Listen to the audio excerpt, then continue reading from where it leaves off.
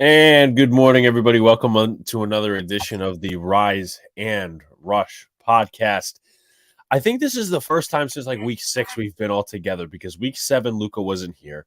We didn't have a show in week 8, and you guys did the Jets Giants. And then week 9 we're back here again. I mean, we'll have the full calculations tomorrow because I want to get what we have in the books today for predictions and stuff. We also got picks today, which I can't wait for. Obviously, there's also the Germany game that's going on this morning. That's Kansas City and Miami, which I have the Chiefs picked, but you Nimbuses picked the Titans. I picked the Steelers. So I'm 1-0 to start the week. Does that make me tied? That makes you now tied with Luca, and I'm behind you guys. But there's still a lot of football left. So, well, yeah, there's still a lot of football left. But what better yet to pass it over to Sir John? What up, gang? I haven't been here the past 2 streams and busy with other stuff. But nevertheless, I'm back. All right. Like Alex said, we got the Book of Wonder picks. Okay. It's all written down here. I already wrote my picks out this morning, but we will obviously get theirs. And we already have Sunday morning's picks. Obviously, I picked the Dolphins. These two picked the Chiefs in the London game, which actually I believe it just kicked off or it's about to. Because you don't freaking get it on. It's not nationally covered, which I don't understand that, but whatever. Again, Giants, Jets, obviously. Giants play the Raiders today. Jets have the Monday Night Football game tomorrow against the Chargers, so we'll have that covered. And yeah, I got all the fantasy and betting advice again. So you know what? What happened? You put your finger up. Keep talking. Keep talking. Okay. There's some clownery that's about to exist. I don't know it's what not, he's up to. I promise you, it's not clownery. I promise you, it's not clownery. It's this. Oh well. My area. I apologize today if I have any helicopters because we have the damn marathon for New York City. So there's going to be helicopters all over, which I get. That makes sense, but it's going to be annoying to hear all day. So nevertheless, I can't wait for also the previews that we have because we got a few games, the non-New York games to cover. But I'll pass it over to my fellow Jets partner right here, Luca. Yes, what's going on, everybody? Hope all is well on this fine Sunday morning. Obviously, Alex mentioned that the Chiefs and the Dolphins are playing. Go Chiefs! But can't wait to get into the previews, some of the betting advice, some of the fantasy advice. Another good show coming up. Yeah, definitely. So, I guess I'll start with Sir John on the first game. And by the way, I'll just headline the 3 games that we're doing preview-wise. I'm doing Dallas and Philadelphia, so I might as well dig into my own divisional matchup. John is, of course, doing the Bills and the Bengals, where he's rooting for the Bills. And then, of course, Luca's doing the Texans and the Bucks, so he's making Brian very proud. But, John, if you want to dig into your game just a little bit. Go into it. I'm going to upload some background graphics. Well, we all know that with Alex clowning around, we all know I'm definitely not rooting for Buffalo, okay? He's just being a clown, which I understand. He's got to get his clownisms out. Is that the correct word, Luca? Clownisms? Yeah, clownisms. Clownisms. He's got to get it out, okay? But nevertheless, we do have Buffalo and the Bengals Sunday Night Football, I believe, and this one should be a good one because, again, we have 2 teams here that obviously, coming into the season, both were expected to be top of the AFC, battling it out for those, maybe not in the Chiefs class, but maybe those 2, 3, 4 seeds. So that is going to be that was their expectation. And you look now, right? Buffalo has been, they haven't played the best football in the past few weeks, but they've been they'll win a game, they'll win a close game, and they might lose one. But the Bengals have been on a bit of a heater. Probably their biggest win of the season last week against San Francisco, and I don't think many people had that. So, and oh my God, with the friggin' helicopters, another. Yeah, I probably hear the same helicopter you do. I'm not sure if you have it, but I believe in your settings. No, the worst part is with the settings because I do. Let me make sure Yeah, it's the reduce mic background noise. I have it on, but it doesn't matter. It's too loud. So Overpowering. I'm screwed with this damn marathon today. But nevertheless, get into this game. Just some of the team stats, right? Uh, Bills rank in terms of offense, fourth in passing, 14th in rushing, and fourth in points scored. And then their defense, 10th in passing, 22nd against the run, and third in points scored. Then you look over to the Bengals, not where you'd expect them to be at all. Passing offense, 23rd, rushing offense, 29th, points scored, 23rd. Don't you expect much better from this group? And then the passing defense, 21st, rushing defense, 28th, points allowed, 17th. So those are some of the team stats. And I guess you want to go into stories. I think with Buffalo, it's making sure they close out the games because, again, there's been a lot of games where it's gone down to the wire or they've had some very close games. Obviously, you had the Giants game where, they closed it out there. You can call that bad Giants or good Buffalo defense. Call it how you want. They play close games. You look at week 7 against New England where they lost actually, but that was a back and forth game for a little. But the offense sputtered against Bill Belichick. They lost. I think that was by 4, and then against Tampa, that was more of an easier win, but still wasn't exactly a blow. I don't think it was. I don't think it was a blowout. We called it. It wasn't really a blowout. It wasn't really a blowout. But then you look over to the Bengals. Like I said, winning the last 3, or I believe they're on a 3-game winning streak. But nevertheless, they had their best game against the 49ers. The offense finally looked competent again against a really good San Francisco defense. We know how we've covered San Francisco, I believe, once or twice this year. I know it was against the Giants, but they are obviously a really tough unit. And the fact that the Bengals kind of figured it out, that is good news for them. But I want to get into some of the breakdowns for both teams because that is what we're going to do. And thank you, Alex, for stopping your clowning around. But nevertheless, here we go. We'll start off with Buffalo. Some of the key, things I took into this game. Obviously, Buffalo. I'd say this that if they want to win, the running game has got to be more open instead of the passing game, and here's why: because everyone expects this to be a back and forth because of these two quarterbacks. Well, like I said, the Bengals have been awful against the run. Okay, Bengals are ranked 28th against the run, and they've given up over 140 yards on the ground in 7 games, like an average wise. So it's like they're just getting beat, whether it's Reeder and Hill up the middle. And usually they've been good amongst their careers, but maybe they're just getting older. Maybe they're not the same players they once were, but it really hasn't worked. And when Buffalo does run the ball, that is when they're most effective, because they're a team that can have 100-yard games or above with their running back James Cook, and then obviously Josh Allen and his ability to rush.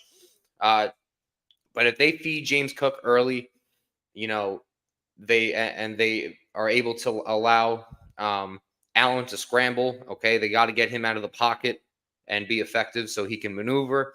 I think that's how the biggest key for them to win this game, because again, you also, by running the ball, you take it away from Joe Burrow in that offense.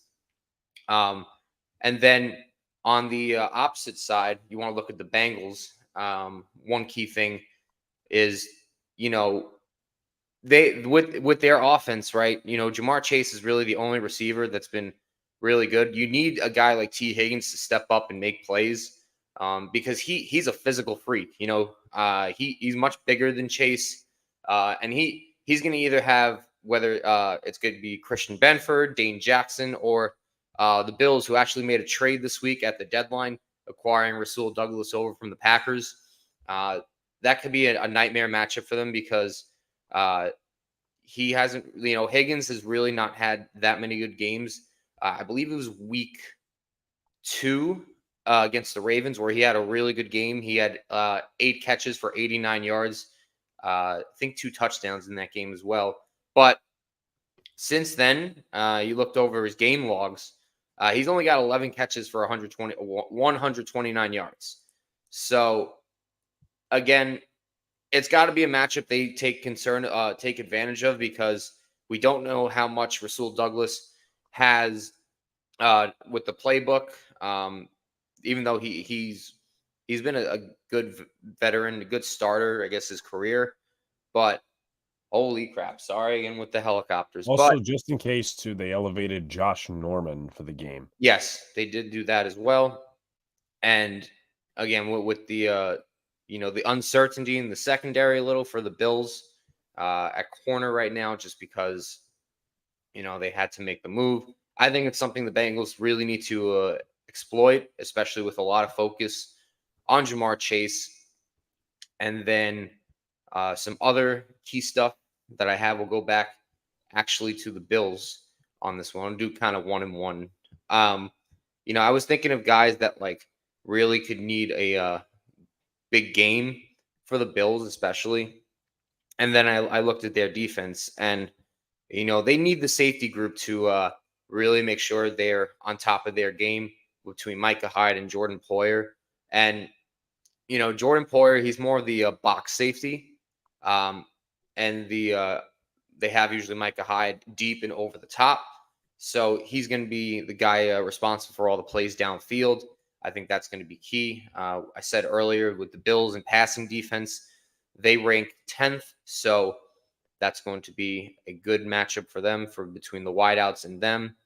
And, one of the things is Burrow is, he's been, he's had some troubles here and there with turnovers. So I believe he's had, I got to look up the number, his interceptions again, because I just had the number in front of me. So give me 1 sec. He has 4 interceptions on the season. He's got 4 interceptions, but it's all come in 4 separate games. So there is a time where he might make a mistake, and you could take advantage of it. What's up, Evan? I'm sorry? I was saying what's up to Evan in the chat. Sorry. I wasn't looking at the chat, but what up, man? What up? Thank you for joining us. And nevertheless, that is something Buffalo is going to have to be aware. Try and force a turnover to help your offense get back. And then, I look at for the Bengals, right? It's really I'd say it's the battle in the trenches, because, with Buffalo, their strength is their defensive front. They can easily rush the passer. They have vaunted weapons, whether it's Von Miller, you got Ed Oliver in the middle. I think Von Miller's actually been the least productive out of them. I know he is, but been Greg Rousseau, AJ Epineza, or Apenza, just to piss Luca off, because he somehow was pissed off every time I mispronounced that. I don't know why you choose to purposely mispronounce. I'm missing one player, so it's Rousseau, Epineza, and somebody else. Leonard Floyd. Mm-hmm. They also have guys like Ed Oliver in the middle.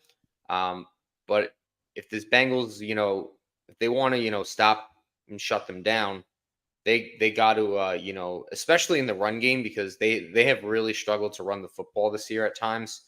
They really have to get into that linebacker core with the offensive linemen.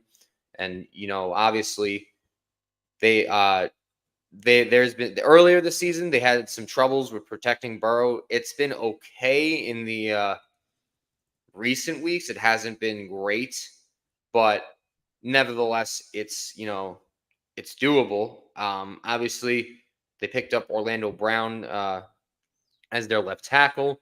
Used to play for Baltimore, their rival. Jonah Williams has been that tackle where it's meh. He's a guy that's a former first round pick. It kind of just hasn't worked out. Cordell Volson has really had his struggles at left guard. That's been the area where he's been very weak there. Then you got Ted Karras and Alex Kappa. They've been at times bad, at times okay. Not a solid group, but they really need to get going, especially if they want this offense to not sputter. against a very good Bills front seven. And then obviously I know they don't have Matt Milano, but they obviously have Terrell Bernard, who's done an excellent job getting into as a replacement. So that could be key as well. I think now is a good time to go over some of the position battles. At the quarterback spot, I give it to the Buffalo right now because Josh Allen has, he's had some games where it's been a little fluky. Joe Burrow has been more hot, but I think Allen overall has had a better season. I don't think his floor has been as low as Joe Burrow when the Bengals are struggling. The run game, I gave it to Buffalo with the running back group because James Cook has been a really effective runner. I believe he's in the 4.8 yards per carry, if I'm not mistaken, but he's also got the ability to have those games over 100 yards. And Mixon, I feel like he's lost a burst, in my opinion. I don't know. He just looks very slow and flat-footed out there, so not good for him. For the wide receivers, I'm actually also going with the Bills. I know the Bengals on paper should have it, but Stephon Diggs has been unreal this year. Another unreal season for him. You got Gabe Davis, who's been a solid too, and then Khalil Shakir. We covered this against the Buccaneers. He's with the Dawson Knox injury. Looks like the Bills use a lot more 3 wideout sets as opposed to the 2 tight end sets they use. So he's really benefited from that, and he could have another big day. And then you tight ends. I still lean the Bills with just the way that the Bengals tight end group has not worked out. Their original plan, what up, Raph? Their original plan was to use Irv Smith Jr., and it just hasn't worked out. I think he's got like 10 catches for 57 yards to start the year, so it's been kind of a disaster. Bengals fans are even calling for the GM to make a trade at that position to upgrade. And then you look at the offensive line. I also give that to the Bills. So pretty much a clean sweep on offense, just because I think they're much better in run blocking than pass blocking. Although Allen, the sacks are, it's a little hard because he does move around a lot. I've seen that, but it's not like he gets killed out there. So it's not all that bad. And then we look at the defense, right? The defensive line, I go with the Bengals. Now, they've struggled against the run, but they still can get after the quarterback. Trey Hendrickson's been one of the best defensive ends. I mean, this guy might be one of the most underrated football players in the game. He's got 8 sacks this year, very high pressure rate as well. And you got other guys on that line too, like Hubbard and Hill and Reeder have been not the best run stoppers, but they can apply pressure. And then you look at the linebacking core because inside and outside, I lean the Bengals on this one. I mentioned the injury to Matt Milano. I think that does still hurt them in a sense. But also, Logan Wilson has really looked good at times this year. Jermaine Pratt, another player the Bengals value a lot. So I like those 2 players over what Buffalo has. You look at the secondary, that's where I'm going to lean toward the Bills. There's been, I know it's not a perfect world out for them, but I think they do, with the addition of Rasul Douglas, is going to help them a little bit. I know they put their former first-round pick, Khalil Elam, on injured reserve. I believe that was this week, if I'm not mistaken. But they still got the good veteran safety duo. Taron Johnson's good and can step in. You got Christian Benford that can help out as well. So some good depth there. I'd even mention that. And the Bengals safety group has kind of struggled at times, in my opinion. I think really, and I think, it's funny because, you don't really value safeties as much as you do other premium positions. But I think the loss of Jesse Bates has kind of hurt them. I'm a little surprised that they don't use Jordan Battle more, rookie out of Alabama, in the safety group. He was a 3rd-round pick this year, I think. So a little surprised they don't give him more of a shot over Nick Scott. But yeah, and then in terms of special teams, this is actually a little closer, but I gave the edge to the Bills here. The reason being, I like what Deontay Hardy brings in the return game. And also, I think Sam Martin has been the better punter this year, but those are some of the matchup battles. Now, do you guys want to go with the picks or for the game, or the lead passer, lead rusher, lead receiver? Well, I mean, did you do like matchup battles like wide receiver corner? Yeah, he did. He did. Yeah. Okay. So the predictions are the only thing we have on this game left. Correct. No, but I was saying, did you want to do the final score first, or did you want to do lead pat, or did you want to hold off until we do the picks? I say this. Essentially, for these three games, we'll do the lead passer, all those predictions. Then we'll obviously get into our pick for this game, and obviously the two other respective games with the final score, and that's what you'll mark down in the book, so we're not inconsistent. And then after the picks, before fantasy and all that, we'll do our other picks. All right, fair enough. What's up, Barb? What's up to Disgruntled? Sad how DeMar's been reduced to a circus act. Yeah, he's been active. He's inactive, should I say? You know, I don't want to get myself canceled, but he wasn't. By the way, he wasn't a starter before everything happened, in my opinion. That's at least what I saw. But again, by the way, I just want to say for the record, if you have Jalen Waddle on fantasy, I would be a little cautious, or I should say, you should be concerned because he is hurt right now. Yeah, boy. Has he been? That's not me though. That's not me. Is he? Has he been downgraded to out? Questionable. Oh, questionable. Okay. It's a Barb in the chat. I think that Grinch guy is coaching the Dolphins defense. They're terrible. Yeah, USC's defense is basura. The Grinch guy. Yeah. Well, I mean, his name is Alex Grinch. No, I know, but just call him the Grinch guy. Well, yeah, he's the Grinch. It is the season. Christmas is about. Please, John, please don't. What? Don't be one of them holly jolly motherfuckers coming in here, okay? No, John. You really are the Alex the Grinch. John. What Alex is trying to say, instead of putting in so many words, I'm dumbing it down for you because Alex put in way too many words. Please do not celebrate Christmas before Thanksgiving. Oh, I agree. Just saying. We brought up the Grinch. His holly jolly shit. Oh man. I agree. Only reason that's honestly, yes.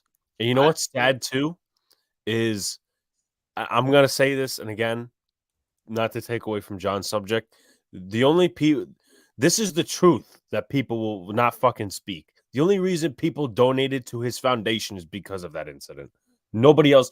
And credit Pete Simonetti with this, because we were talking about it obviously the night it happened.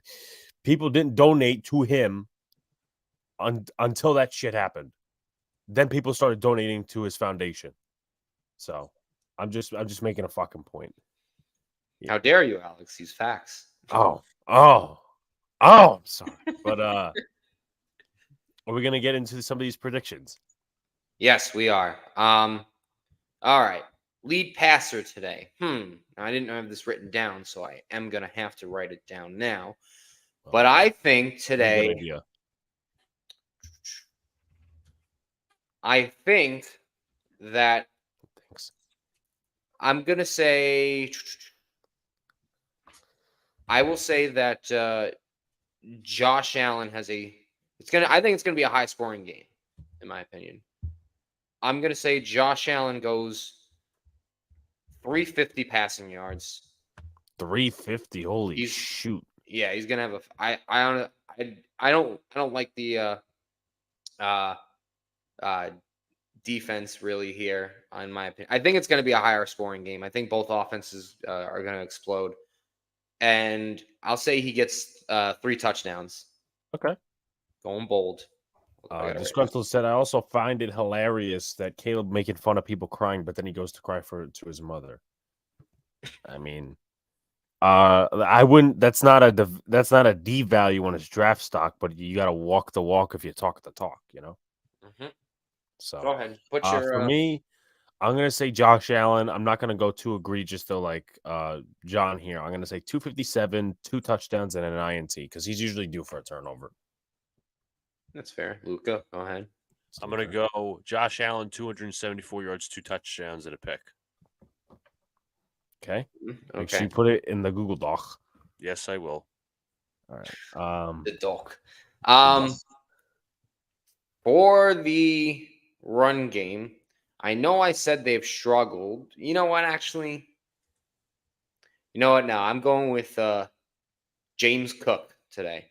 I'm Okay. gonna say he's gonna log about 12 carries for. I'll say he gets capped at like.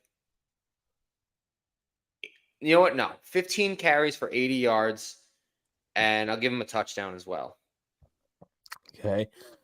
So I'm also gonna go James Cook, Mm-hmm. and I'm gonna hold on, wait, because you're typing at the same time I'm typing. James Cook, I'm gonna take him. Let me go. We'll go 16 carries, and let's go 87 yards. No touchdown. No tutties. Yeah, he doesn't get in the end zone. All right. Luca. Luca. Okay, I'm gonna respond to John and John only. I picked Joe Mixon. I said 16 rushes, 113 yards. Okay. All right. Lead receiver time. Oh, what up, Joe? One of our members in the chat. What I is think up? he's. If you get the reference, he's clowning around. But what's No, up, Joe? I know he's clowning around, but still a beast being a member and all. I say today is the day that T. Higgins finally breaks out. Okay. Okay. I'm giving him 12 catches, 130 yards, 2 touchdowns. I say he does it. All right. Do I stay with Buffalo? Do I not stay with Buffalo? Give me. Let me go ahead. I'm gonna. Yeah, you know what? I'll stay with Buffalo. Give me Gabriel Davis.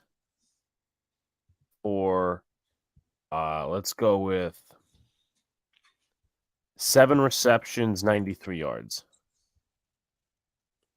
I've got Jamar Chase leading the way because, as John said, he's been the only consistent receiver. 10 receptions, 113 yards, touchdown. It's tea time, says Disgruntled. Can I make a note real quick? I just saw this on Twitter. There was a false start penalty on the Dolphins, and Clay Martin, the referee, actually said the penalty in German. Okay.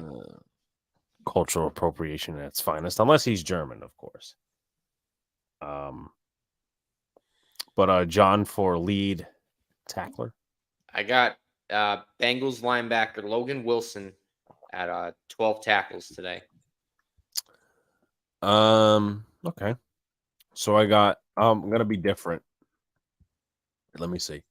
Should I be different? Should I not be different? Let me go Terrell Bernard.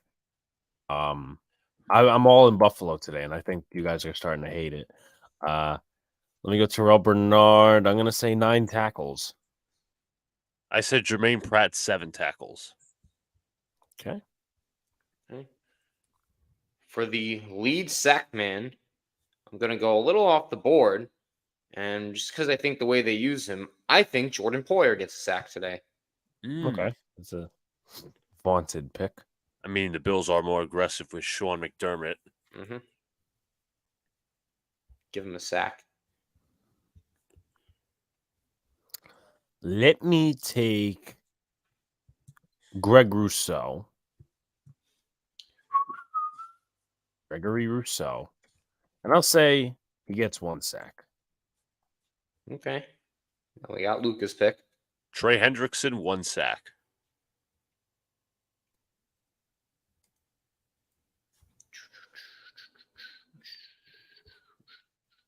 And once he's done putting that in, final scores. John? Okay, I got to think of the final score. So my winner, I'm going with the Bengals today. I'm saying this is the game they officially break out and or not break out, but they keep the momentum off that win against San Fran. But they're going to be my winners today. And I think it's going to be a high scoring game. So, you know what? I'm going to say close game, 42-39. Going all out. 42-39? Yeah, it's going to be a back and forth. Jesus Christmas. We're going all out today. He's pulling out the fucking stops. Okay. So, my pick, I'm going to go Cincinnati as well. I think they're going to mess around a little bit. But, give me a final score. 26-24. I want to have a shootout today. That's my prediction. 27-20 Cincinnati. Joe Shiesty takes this one. All right. Oh, I didn't mark this down in the book. Silly me. Just clowning around. No, I'm not clowning. I'm not you. All right, Luca, you said the Bengals. Yes, sir. And Alex, you said Buffalo, or No, I said the Bengals. oh, you said the Oh, I thought that's a little surprising. You were saying you're going all out in Buffalo, and we weren't. No, not walk like an Egyptian Bengals. I'm talking the Cincinnati Bengals. No. What? Okay, now he's just pulling stuff out of his ass. Yeah, Luca, did I have anything to do with what I said? Yes. Yeah, I knew what you're saying. No. Okay, thank you, Luca, for agreeing with me. You did say yes to John's question, which was there was this any in relatance. No. That's not what I was referring to, you clown. You still said Bengals. I made a Bengals reference. No, because my point was you were saying, "Oh, me and Luca were gonna like how you're picking because with all that was like 2 minutes ago when we were doing predictions. We still are doing predictions. I'm talking game predictions of this final score. John, are you on Earth? Luca, is he okay? You're clearly not on Earth, John. No, I don't. I think you need a lesson in understanding today. Okay. So, did Lucas say his final score? Yeah, I said 27-20. I'm going Ryan with Joe Shiesty. Okay. Hopefully he doesn't disappoint. Do we have any final thoughts on this game? Well, my final thoughts, I think, as John said, it comes down to the trenches. I think it comes down to who makes the most mistakes because Josh Allen, he's a gunslinger, but he also is prone to his turnovers. Same thing with Joe Shiesty, who has struggled more with the turnover this year. So I think it comes down to those two factors. Right. So also as well, there's this to keep in mind. Cincinnati is last in their division, but it's not like a total bad thing because they're 4-3. But they obviously would like to take this game. Buffalo's second their division at 5-3. Obviously, we'll see what the Jets do tomorrow because that kind of impacts everything. But the Bengals' upcoming schedule after this game, they play the Texans and then they play the Ravens at 8:15 on Prime. So that will be 2 weeks from about 2 weeks from now. And then, the Steelers after that. But for the Bills, as far as that goes, after this week, they'll be playing the Broncos. Is that that's a Monday night game? Ugh. Bills Broncos. And then they'll play the Jets. So that's the upcoming schedule. But Luca, if you want to switch gears into your game. Yep. So I just want to make a note real quick. I actually saw this early in the week. This is regarding the game that's going on now. Would you like to know the reason why the Chiefs wanted this game in Germany or a neutral siter? Yes. Oh, no. I do actually. No. John, can you tell us? Because they didn't want their fans to boo Tyreek Hill. That is correct. No, when I read that too, I'm like, wait, what? Why did they get? Of course, the NFL gave them this fucking game. God damn. It's not like they would give it to any other team. No, but if it was like, the Jets and maybe like Jamal Adams coming back or something like that, they wouldn't fucking do it. That's Well, so of course, stupid. the Jets get nothing from the NFL. Oh, Never. wait, hold on. No, I didn't mean to say that. I'm sorry. I didn't know we were going to go into a Jets' cursed phase. No. I just had to Well, make they're that not one. cursed. They're just hated Yeah, they're hated by the How can you NFL. hate something that's been garbage? because they like to hate. They hate us because they ain't us. But anyways, this week I picked the Tampa Bay Buccaneers versus the Houston Texans. Texans are coming somewhat of a gut-wrenching defensive loss versus the Carolina Panthers. It was a game-winning field goal that ended it. For the Bucs, they're looking to bounce back. They've struggled the last couple of weeks. Let's just say Brian's little go team go rant a couple of weeks ago didn't go They've so been well. like 0-3, 0-4 since. Yeah, they've been 0-3, 0-4 since. They lost last week against the Bills on Thursday Night Football. And I tell you, I warned Brian. I said, you know what, Brian? Listen, I know things where you No, go. that might have to be. I'm sorry to interrupt. That might have to be like a shorts clip or something. Yes, I completely agree. And I was going into it. I was like, hey, you know what? Listen, it's all fine and well, but there's a lot of time to go. There's a lot of football left to be played. Plus, I'm not so sure about your quarterback, and I'm not so sure about your head coach. So keep that in perspective. The team's lost the last 3 games. Well, to be fair, I am sure his coach is a stinker. Oh, like what was the one decision in that the Bills game that he made? Remember when They he took the elected delay to of punt? game. Yeah, they took a delay of game to punt. Remember? Unbelievable. that's such a Todd Bowles thing.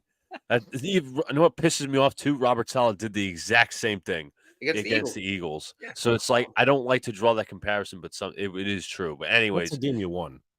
yeah, true. But the last 3 games the Bucs have played: Lions lost 20-6, Falcons lost 16-13, Bills 24-18 on Thursday Night Football. So it's not been the best of weeks. But getting to the rankings, the Bucs are 16th in passing offense. They average 220.4 yards a game. That's right around league average, close to it. Rushing offense, they are near dead last, 30th, 77.9 yards per game. The scoring offense ranks 27th, 18 points per game, which is around Jets area. Passing defense, they're 28th. They allow 256 yards per game. The rushing defense ranks 10th, 98.6 yards per game. And points, their scoring defense is actually tied for 6th. And they're actually tied for 6th with the Texans, 18.3 points per game. Giving up. But anyways, Houston passing offense actually ranks 11th. And I'm quite impressed with that because they have a rookie quarterback in a new system, and usually you have to work out all the nooks and crannies. But 11th in passing offense is quite impressive, 238.6 yards per game. Just outside of the top 10, the rushing offense also ranks near the bottom tier. They're also 30th. I think they're actually tied with the Bucs, if I'm not mistaken, in rushing offense. Yeah, they're tied for 30th, which is ironic. So with the Bucs, their competition, 77.9 yards per game. Points offense, they're just slightly above average, 21.1 points per game, 21st. Their passing defense is a little bit suspect. They're ranked 23rd, 236.1 yards per game. Rushing defense, 11th, 99.3 yards per game. And points defense, as I mentioned, is tied for 6th with the Bucs, 18.3. Just some things that I was looking up while John was doing his preview. So to look at the Bucs kind of Bucs keys to win, it's getting pressure on CJ Stroud. Now I have a stat here. This is quick pressure generated, brought to you by PFF. The Bucs, let me just find it here. Here you go. The Bucs aren't. I'm going to show you guys the stat right here because it's more visual. I can't really interpret these type of graphs alone. But here we are. Here's the stats right here. This is the graph that we have here. This is pass game trench efficiency. It's called quick pressure generated. How quick can you generate a pressure? The Texans are in the more positive half, while the Bucs are in the more negative half. Now, the Texans do have talent on defense, but the Bucs have talent on defense as well. It's just been surprising how bad this pass rush. I shouldn't say this pass rush, but the defense has been offensive with the passing offense against passing offenses, should I say? But that's a big thing. Pressuring CJ Stroud, the Texans are one of the better teams in terms of protecting the quarterback. They rank 9th in sacks allowed, and this has been a key part of rookie CJ Stroud's great success. 10 touchdowns just to 1 interception. Houston has also allowed the 12th most pressures on quarterback dropbacks this season with a healthier offensive line. Right now, the Texans are currently down their starting center, which is right now they're going to have Michael Dieter start against Vita Vea. Not easy to do whatsoever, so you're going to have to look to double him. But Kalijah Kancey could also be a threat in this blitz-heavy defense.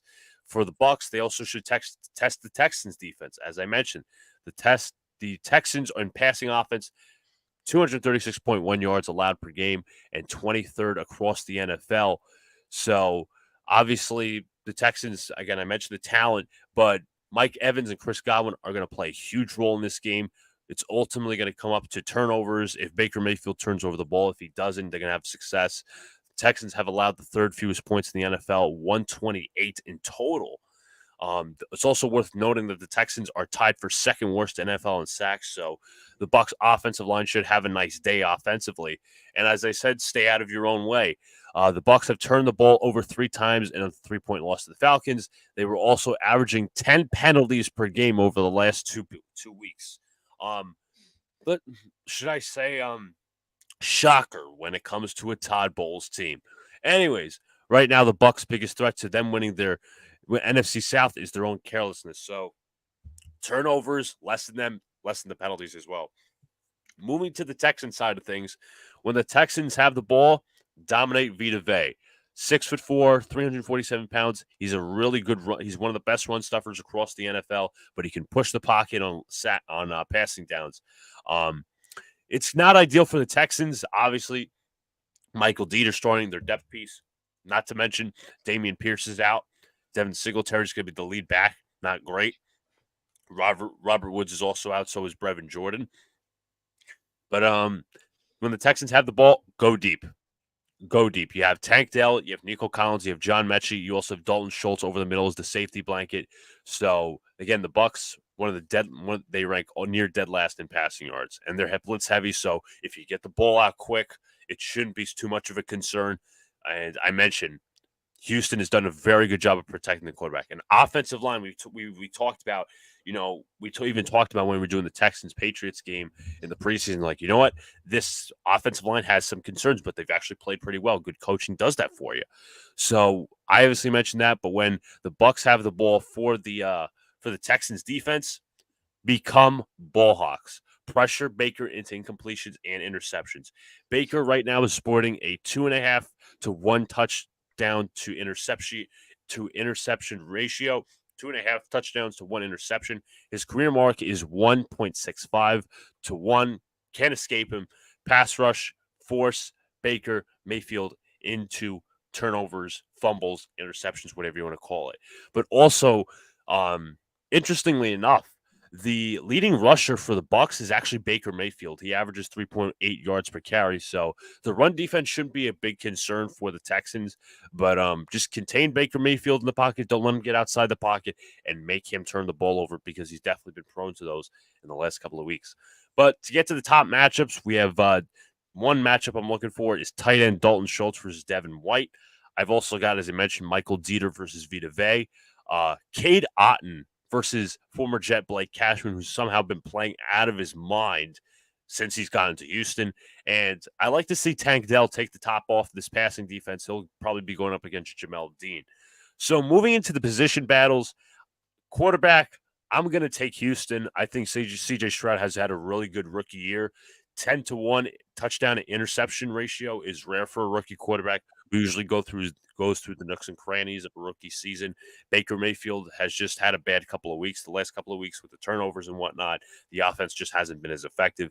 For the running back room, without Dameon Pierce, I'm going to have to go Bucs. Currently on the depth chart, they have Rachaad White. They also have Chase Edmonds and Keyshawn Vaughn, so I'd be leaning to trust them. Moving on to wide receivers, I like Nico Collins. I like John Mechie. I like Tank Dell. But the talent level of Chris Godwin and Mike Evans, I think, supersedes those. They also have Trey Palmer, who could do a lot of things. Moving to the tight end room, even though the Texans have Dalton Schultz, the Tampa Bay Bucs have Cade Otton and Payne Durham. I like both of them, especially that we looked at Payne Durham prior to the draft. Offensive line, I put a D there, and that means draw. I think they're both even personally. But offensive line rankings, I looked at PFF for this. Let's see what the Texans and Bucks rank. The Texans probably are in the top half as oh look at that a paywall. But anyways, I rank them as a draw. I think both teams are like probably right middle of the pack. As we mentioned, the stats of the Texans and pressures given up and sacks given up. Defensive line, I gotta say, is a D as well. Even though even though I mentioned the stat to you guys about quick pressure, the Texans are clearly better at that. So you could say the Texans statistically, but I think the talent is about even with both sides. Inside linebacker, the tandem for the Bucks. Now the Bucks run a 3-4 with Todd Bowles, but the Texans ran a 4-3, or I should say, run a 4-3 with DeMeco Ryans. So looking at the Bucks, their inside linebackers currently are Devin White and Levante David. I would say Levante David's a little more reliable, but White is solid as well. I'm taking the Bucks here. Outside linebacker, they run a 3-4, so you're looking at pass rushers. Joe Tryon, Yaya Diaby. You also have Shaquille Barrett, who could do a lot of pass rush. Anthony Elson as well. I'm taking the Bucks by a slim margin. Same thing with the linebackers I mentioned, slim margin. For the Bucks secondary, the Texans have solid pieces, but I like Jamel Dean and Carlton Davis more. They also have Antoine Winfield in the secondary, so that's very much props to them. In special teams, I'll go with Houston. But when I mentioned the linebackers, once again, when I mentioned the linebackers and the secondary, I'm taking them by a small pinch. I'm not saying that's a big margin, but it is kind of a small one. So this should be a very interesting game, and I think we're ready to land into predictions. Shouts to Li. I haven't seen him in a while. What's going on, Li? He says, I don't get why people are mad at Caleb Williams after him going to his mom and bawling his eyes out in arms when it's a normal reaction. Yeah, I mean, I personally, I don't have too many budges about it. I mean, if you want to talk like the grand scheme of things, you could say maybe he's not fit for New York as a long drawn conclusion, but it's not like the Giants are going to get him anyway. They're not getting number one overall. I mean, they should try tanking, but we've been over this. Can't beat a dead horse. I've been beating a dead horse. The perfect time for him to bring it up. Also, there's this too because he's made other college fun of other college players for their post game crying. Nothing wrong with showing emotions, but it's just it's what happens when you face a top defense and you fumble the ball away. Yeah.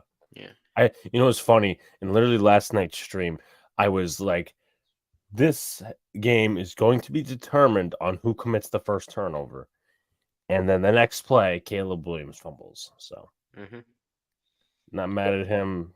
I think he's a little conceited. What's up to MH in the chat? Make sure you folks hit the like button, subscribe to all the good stuff. We got picks and fantasy coming up for you guys as well. I mean, when you win the Heisman, you kind of are a little conceited. But to be fair, I agree with Barbara. Happy John, happy day. Don't worry, the Raiders will guide the Giants into their tank. Oh, happy day. The marathon is here, and this is good vibes. Well, the only thing is there's like a million helicopters that keep interrupting and being annoying, but nothing's over now, so thank the Lord. Yeah. But were we ready for some predictions? Yes, sir. You see. I'll start off with mine. I'm actually going to up it a little bit here for CJ Stroud. I think he becomes the leading passer. 2 touchdowns. I'm going to go 285 yards. I think he's really going to hit this Bucs defense where it hasn't hit him. So, Luca, you're in red? Yes, si, senor. Okay, so I'll color mine in too, blue. Let me go ahead and say CJ Stroud as well, but I'm not going to go that high. I'll say something like 246 yards, and let me go 1 touchdown. Okay. I'm going to say for this one, you know what? We are going to go black because Alex, get out of there. I'm going to say CJ Stroud. I'll cap him at I'll give him at 260, and I'll say he gets 2 touchdowns. Okay. So. Eli says that can't handle New York stuff is bullshit because if you see it, New York media wants everything their way and it's not, then they throw a bitch fit. I mean, it's the fans too. Yeah, it's the fans too. Like if Caleb Williams, and this is not just like going against Caleb Williams, just trying to orchestrate a point. If Caleb Williams was to do what he did last night, and cry in his mother's arms in New York, you think that wouldn't be on the back page of the Daily News or the Post? Yeah. What do y'all think about the Knicks mid-start? We can't. The thing is, we can't even get into it tomorrow because we don't have the show. Mhm. But I know John. I know the 4 words that John's going to present to Julius Randle, and that is, John. I hope you know the 4 words. Oh well, I have there's a variety of forwards, but No. Like, I'm not talking about describing Julius Randle, but what are you going to say about Julius Randle? Get the 4 the words. fuck out. Okay, yes, I wasn't thinking those 4 words. I apologize, John, if I wasn't descriptive enough. The rant is coming. Oh, sorry. Yeah, the rant is coming. That's correct. It's up to Gregory in the chat. Does John have 33.3% ownership of the channel? Well, I mean, he contributes. I wouldn't say he owns it. I don't own it, but I mean, Right. I have a little less power than these two. It would be because New York likes to blow everything up out of New proportion. York's the biggest media market in the world, though. They're the biggest fan market, Yeah. the biggest sports market. So it's easily, yeah. understandable to have those sky high expectations. Listen, some people can't make it in the New York market, and that's okay. But again, as Frank Sinatra once said, if you can make it here, you can make it anywhere. Yeah. New York. New York. Okay. So Luca, lead rusher. I'm going Rashad White. The Texan defense has so much struggled, but it's funny because they're both really bad run games. They're tied for like 30th in yards, but I think Rashad White maybe breaks out of this. You know what? I'll change my prediction right now, mid-tier, or I should say mid-show, because I looked at the statistics. The Bucs usually air out to go. Their offense is mainly through the air. I'm gonna go 12 carries, 82 yards. I was shooting for the stars in my original prediction, but I thought about it. Yeah, you should think about it. Damn it. All right. Anyway, Devin Singletary, 14 carries, 60 yards. I am also gonna go with Devin Singletary. I'm gonna say he gets like 10 carries for 70 yards. That's what I got him at. MH did Steiner math. No what time. about the guys that can't make it in New York but flourish when they leave? Well, screw them. I mean, there is those type of players like Sonny Gray, for example. Andrew Heaney is another. Oh yeah, So, World Series winner. You just have to replace them, and that's kind of like the abrupt, blunt way to put it, I guess. But lead receiver. Okay, I have Mike Evans having a day, 8 receptions, 95 yards, and a touchdown. Okay. I'm going to go Chris Godwin. I'll say he gets 6 catches, 82 yards. I'm also going to agree with Luca. I think Mike Evans is going to have a one of those games where, you hear you're in trade rumors and you just want to like shut them out. I'm going to say he gets 10 catches for $120. And you know what? I'm going to give him a touchdown today. He's going to get a touchdown. All right, moving into leading tackler. I have the former Jet Blake Cashman taking 8 tackles. Blake Cashman, how good has he been this year? He's just for show, he's PFF's highest ranked linebacker, one of the highest. I know PFF is not all that. He's ranked at an 89.8.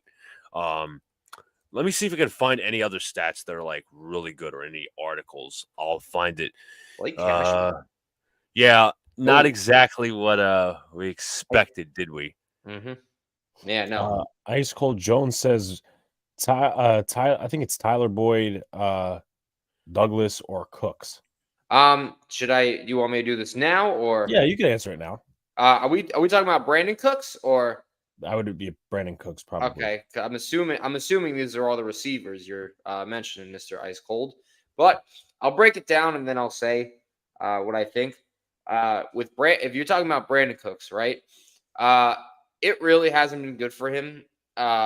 He's just it's been a big letdown year for him, and the yards per game's been bad. The target share is not there. I don't really know if Cooks has any. Yeah, you are talking about Brandon. I don't know if Cooks has any more value, if I'm being honest. I really don't. With now Douglas, Demario Douglas on the Patriots, a guy that he's got a lot of upside now. Just because he's probably going to be New England's leading receiver. He had an 84.4% run route rate, so the amount of times he runs a route in a sense. 24% target share, so that leads his team as well.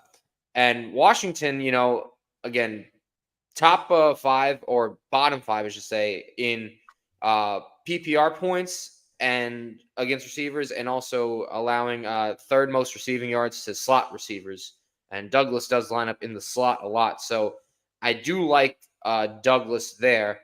And in terms of Tyler Boyd, now I do think, like I said earlier, it's going to be a very high-scoring game for the Bills and Bengals. Now, I could be wrong, but I'd say Boyd's more of a flex guy. He gets about like 15% of the target share and all that. And, the Bengals, they've been using a lot more of the 3 wide receiver sets like they typically do. And Buffalo is, they haven't been that good against the slot receivers. So he's going to go up against Taron Johnson, who, he might, fluctuate between the outside and inside. You got to see how Buffalo use their defense. But I'd say, in my opinion, Douglas is the best bet, and just because he's got the most favorable matchup today. Mm-hmm. All right. Next subject. By the way, I just wanted to bring up Blake Cashman. He's essentially, I think, from what I'm reading, he's essentially gotten the Quincy Williams treatment, where I should say he's been like as good as Quincy Williams. He's all over the field. He's really good in the run game, and I think in the pass game he's been somewhat decent as well. But leading sacker, I got 2 guys taking it. Shaq Barrett and Jonathan Greenard are going to get 1 sack each. Okay. I'm gonna go ahead. Wait. Hold on. I don't think we went over all the tacklers. Oh yeah. That's number 1. Number 2, how are you picking 2 players? One for each team. Shaq Barrett's going to get a sack for the Bucks, and Jonathan Greenard's going to get a sack for the Texans. So when did we implement that as a part of the rules? Oh, what? We've never done that. I thought in past weeks, I remember hearing that. John, help me out here. I mean, it was never. I don't remember ever saying that either, if I'm being honest. It's not illegal. I'm telling you, it's not illegal. Because are we allowing it? John, it's 1 sack. Again, they're going to be tied for 1 sack, leading obviously both. No, I know what you're saying. I'm just saying, are we allowing this? I understood what you meant. Wasn't my question. I was laughing because I thought John adjusted his hat the way I did. What? Well, no, because I adjusted you went like hat. this and I went like this. I've been wearing the backwards hat all day. No, I know, but it's just never fucking mind. Clown. Luca, are you continuing with it? Going back to lead sacker. Wait, did you guys get tackles? No. Just want to make sure you guys got tackles. Okay. No. Go. No, I didn't get an offensive tackle. Let me go ahead and say let me go Antoine Winfield. How many tackles? Let's say 9 tackles. Okay.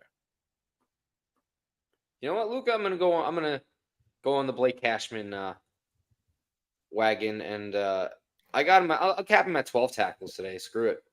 Let's go bold. Okay. As I said, leading sacker, Shaq Barrett's going to get a sack for the Bucks, and Jonathan Greenard 1 for the Texans. Let me go Vita Vea. I'll take him for a sack and not be a cheater. I'll say Will Anderson gets 1.5 sacks today. Okay. All right. Okay. Final score, I have the Texans taking this 24-16. Wait, that's ironic because I'm not joking when I say this. I literally when I wrote this in last night, I wrote 24-16 Bucks, right? Just for sakes. Not Bucks, Texans. 24-16. I didn't even think about the score they played against the Bills. That's the exact same score that they lost to the Bills. Interesting. All right. So let me go ahead and I'm gonna say Houston wins. And I'm gonna say it's not a high scoring game. Let's go 23-20. So you guys are picking the Texans. I'm leaning the opposite. I got the Bucks today winning. I think it's gonna be a close game. Give me give me Tampa 24-21. I could see You will make Brian being proud. I could see it being that close, but could be like a big passing offense game. All right. And then when John is done typing that in, I'm gonna put the graphic up for my game so he can answer this question. Yeah. Gus Edwards or Darrell Henderson in the flex. Now, I'll say this about Edwards. He had a really good week last week. And since, I'd say after like week 2, the touches have gone up and so have the yards. But that's also because they lost J.K. Dobbins. And in terms of his explosion and missed tackles, he's like an average to below average in that. He's not going to be shifty. I think he's I have it in my notes, 32nd in explosive run rate. So, that's not the best, but that's not his game. But he does dominate the red zone touches, so that is a plus for him. Now, the issue here with the, I guess if you want to call him the Gus bus, because, get it. But Seattle has been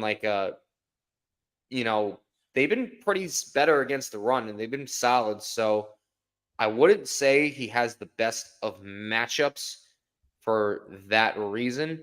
Now, when you look at Darrell Henderson, right, I kind of am leaning him a little. I'd say they're both in the flex conversation. But, Green Bay is not that strong against the run.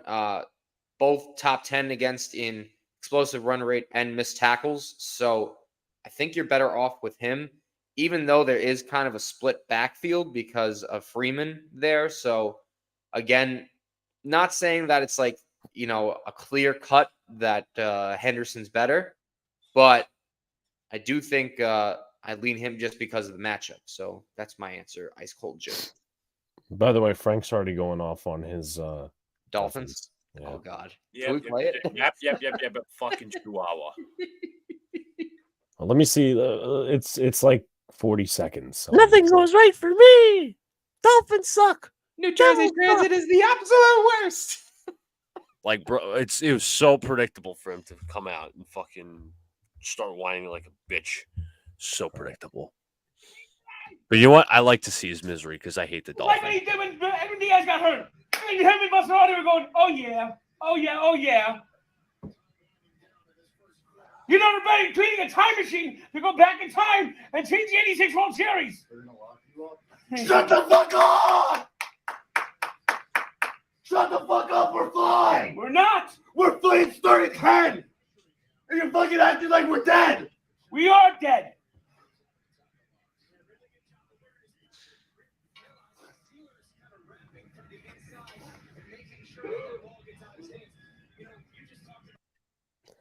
That looks like the inside of an insane asylum.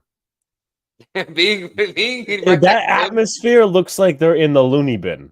Because they're paired with him, they're going nuts. It's like something you see out of what the fuck is the movie? One Bird, the Cuckoo's Nest movie with Jack Nicholson. Seems like you see something out of that shit. One Flew Over the Cuckoo's Nest. Thank you. But we're here for this preview, the final preview before we get to our actual picks. Dallas Cowboys and the Philadelphia Eagles. Obviously, this is a prize divisional matchup. As far as the standings go, the Eagles are 7-1. The Cowboys are 5-2. So there's still 2 games of a difference. Well, actually, the Cowboys have played 1 less game because they had their bye. The Eagles have not yet. So there's that. The Cowboys, they are 2-2 away. The Eagles are undefeated at home. Obviously, they were beat on the road by the New York Jets, as we have remarked several times. But with that being said, this, again, divisional matchup coming in. 2 very good offenses in some stats, 2 very good defenses. Take a look at the injury report. Tyron Smith is questionable with a neck injury. He was limited on Friday and did not practice the 2 prior days. And then Chuma Adoga is questionable with an ankle and a knee injury. He was limited throughout practice, and then everyone else is going to play. For the Eagles, Grant Calcaterra, I would say, yeah, he's out with a concussion. You got Cam Jurgens, who's out with a foot injury, so it's Suo Opeta again. Bradley Roby, he is out with a shoulder injury, and then Boston Scott, he is out as well. And I believe this is, if I'm not mistaken, the second game that we'll see Kevin Byard in a Eagles uniform. So I think that's going to be interesting as well. What is up to Brad in the chat? He says Frank is Feeble's hero. Is he your hero? Because I know Brad is definitely feeble. Okay. Yeah, it's real. But moving forward, to get into the stats, let's start with Dallas. They are 16th in passing offense, 11th in rushing offense, but 2nd in points. And, well, we all know why they're 2nd in points, if anyone could take any fucking guesses. Yeah, that was a shot. You'll get that rim shot. And you know what? If we had a later show, I bet Sunil would be pouncing all over this because it's all Cowboys. But anyway, moving forward, they are 4th against the pass, 17th against the run, and points they are 4th. Let's go to the Philadelphia Eagles. They are 7th in the passing and rushing, and 7th in the passing category. I believe they're actually the best rushing team in the NFL. Let's take a look and fact check that. Or they actually might be 7th. They are 7th, as I remarked on the sheet. I just second-guessed myself. And then they're 3rd in points. And then defensively, their pass defense has been garbage at 26th. Rushing defense, they are 1st. So that's actually a bit of a switch there. And then 19th in giving up points. You move to the position battles. I think Philadelphia wins the QB battle. I think Jalen Hurts is better than Dak Prescott. Maybe some will disagree with me, but I think Jalen Hurts is the best QB in the NFC East. Running back wise, I think DeAndre Swift has outperformed Tony Pollard and the rest of the Dallas backfield. The way he's come on is just really, really exciting to see. Wide receivers, John mentioned the fact that Brandon Cooks really hasn't been that productive. But A.J. Brown, even though he's had some spurts on the sideline, he's been very productive. And, that's obviously good for them. Devonta Smith, I don't think he's been as impressive as advertised. Tight end room, Dallas Goedert and Grant Calcaterra, they beat out anything that the Cowboys have, in my personal opinion. The O-line, I'll take Dallas on a slight note. They've had less injuries, but they do have a couple coming into this game. D-line, I'm going to go with Philadelphia, Jalen Carter. And that's not obviously edge rushers, but Jalen Carter, Jordan Davis, I think that beats out any of the interior guys that Dallas has. Inside linebacker, I'll go with Philly. I mean, it's not much of a debate. I mean, not much of a debate, but more like not much of a great argument to have. Zach Cunningham versus, Leighton Vander Esch. That's not an exciting debate. Outside linebackers, though, the only reason I'm going Dallas here is because I think they have more depth than Micah Parsons. You have Josh Sweat and Brandon Graham, essentially, which, they're defensive ends. But anyway, you have them stacked up against Micah Parsons, Dorrance Armstrong, and DeMarcus Lawrence. The safeties, the secondary, the corners, I'm going to go Dallas here. They're a better pass defense. Deron Bland has had an excellent year. I really think he's underrated and should be considered for a Pro Bowl spot. And then special teams, I'll go with Philly. I will go with Philly. They don't have a rookie kicker. Jake Elliott's always been accurate. And, so as far as that goes, let me see if I missed anything in the chat. I'm surprised Feeble actually made the stream today instead of... When did I wipe out? When did I wipe out, buddy? You knew I wasn't going to be here. You know what? I wasn't here the last 2 streams because I didn't want to deal with Brad. Who wants to be with Brad all day? I'm kidding, Brad. John, clowning around. But anyway, let's go to the top matchups. So Deron Bland versus Devonta Smith. Now, obviously, with the injury to Trayvon Diggs, they had to move some guys over. So Deron Bland will be the number 2 corner. Stephon Gilmore's the number 1. Deron Bland, as I said, he's making a case for a Pro Bowl. A passer rating allowed. Can anyone guess? 48.2. Okay, John. 20. John was closer.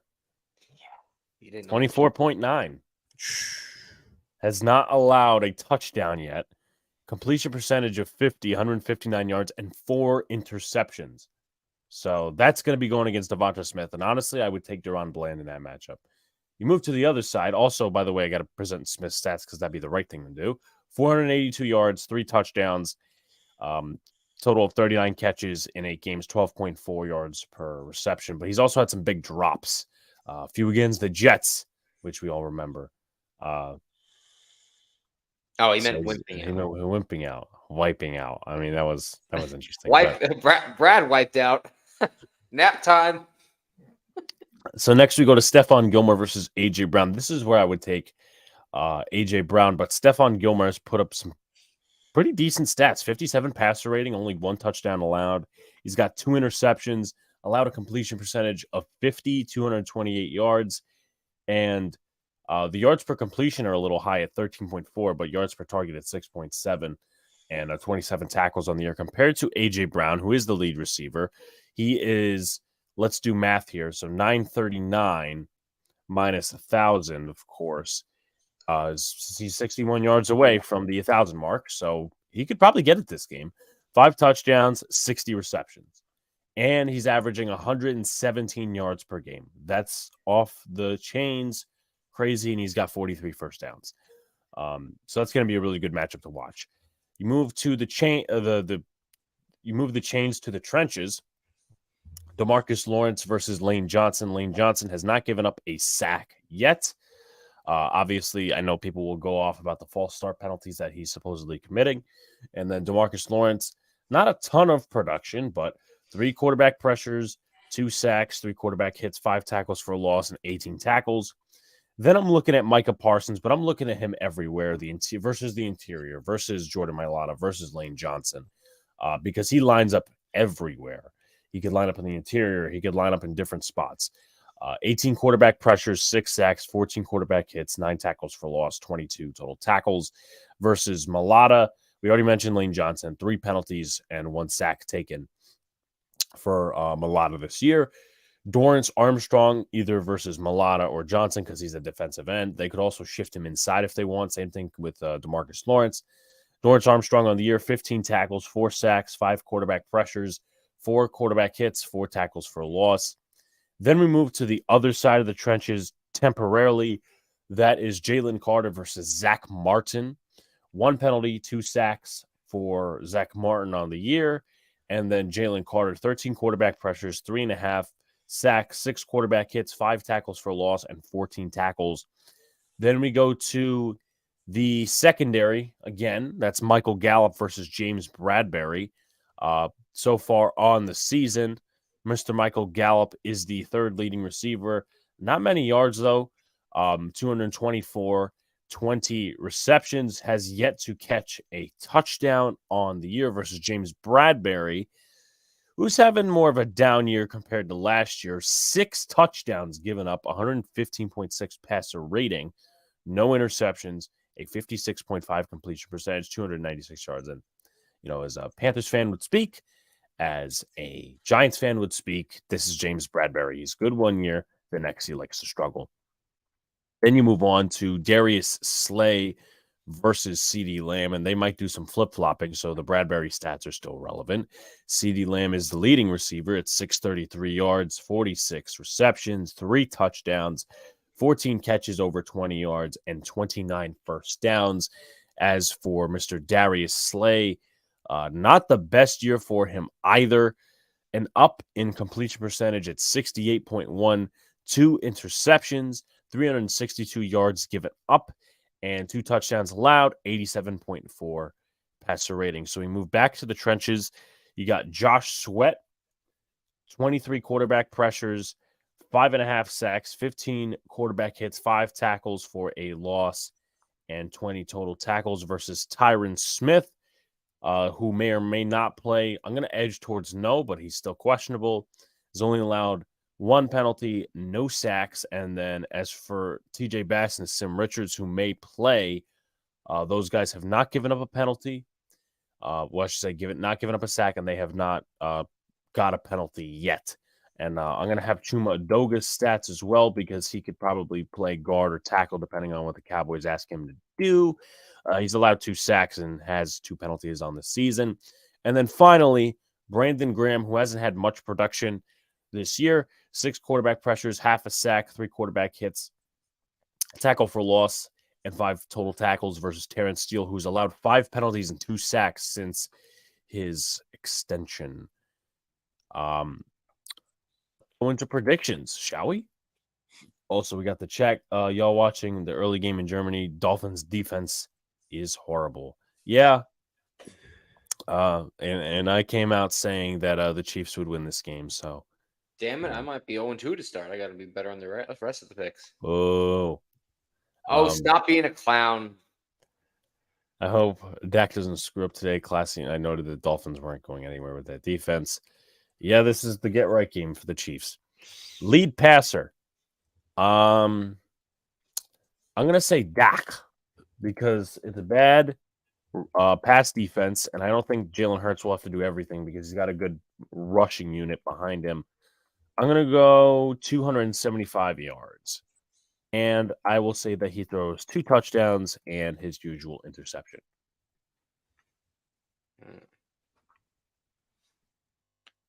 All right. I will also say it's Mr. Prescott. I think it's going to be a low-scoring game today, though. So I'm going to cap him at 200 yards, and he gets a touchdown. Okay. You know what? And he's going to have a pick. You said 200 yards? Yes. Okay. Just want to make sure. I'm actually going to go over. I don't know if I'm going to go overboard here. Dak, 310 yards and 3 touchdowns. Ooh. Okay. All right. Lead rusher, I'm going to go DeAndre Swift. I'm going to go 17 carries. Let's go 115 yards and a touchdown. Okay. I am actually going to say today's leading rusher is going to be Jalen Hurts. Hurts. I'll give him 8 carries, and I'll cap him at 70 yards. Okay. I'll go 13 carries, 83 yards, DeAndre Swift. Okay. Leading receiver, I'm going to go A.J. Brown. I'm going to say 10 receptions. Let's go with 97 yards and a touchdown. I'm going to go. We have one each, I'm pretty sure. I'm sorry? I'm listening to Brad's. I'm pretty sure we all got one. Mm-hmm. Alex, move out of the dock.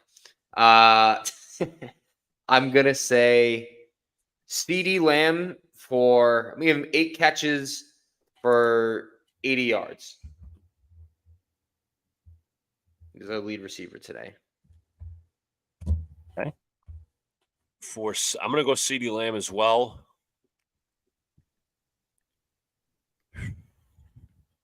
Pass heavy attack. 9 receptions, 128 yards, touchdown for CeeDee Lamb. Okay. Lead tackler, I'm going to go Marquise Bell. Spelling the name wrong, but who cares? Let me go 12 tackles.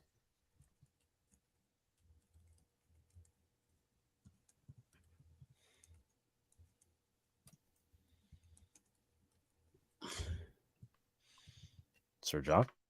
Go ahead, Luke. I'm still writing mine. Go ahead and give me 1 sec. Sure. Just let me type this in. Okay, I'm gonna go. Zach Cunningham, 9 tackles. Okay. Okay. For my pick, you know what? I'm gonna say Micah Parsons does it. Micah Parsons, give him 10 tackles. All right. And leading sacker, I'm going to say Micah Parsons. Say 1 sack because Jalen Hurts is really hard to get down.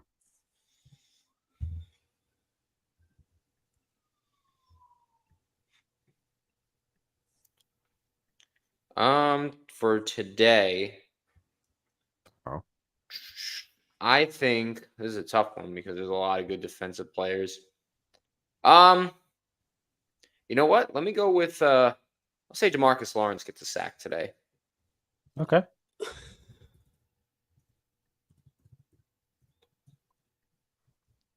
Luca? I'm gonna go Clinton Portis. What did I just say? Clinton Portis. What? I'm sorry. What? I'm sorry. We're What? gonna. Where the hell did All that right, come from? let me pick your brain. Why were you thinking about Clinton Why? Portis? Because I just read something on U Stadium how he said Jet fans were the worst and they were the worst crowd to play in front of. So I will give Alex permission to clip that. My leading sacker is going to be Hassan Riddick for 1.5. Let's mark it down like an hour and 22 more. My God. Clinton Portis. Well, that's a name I haven't heard of. In a while. Me? That wasn't even me. I get the blame. Okay. You got your unless he was talking about something else. Clinton Portis. My God. No, I'm sorry. That's still unprecedented. You know, if Luca was ever playing the show Jeopardy and they had an answer, he would go like this. Who is Clinton Portis? 14-0 Chiefs. So it looks like John's taking an early L in that one. And then score predictions. Luca can't mess this up unless he picks like a team. unless he picks a team that's not playing in this game. He'd be like 14-20. Let's go Washington. Yeah. So, but anyway, I'm gonna take the Eagles to win this game. And I'm gonna say 34-27.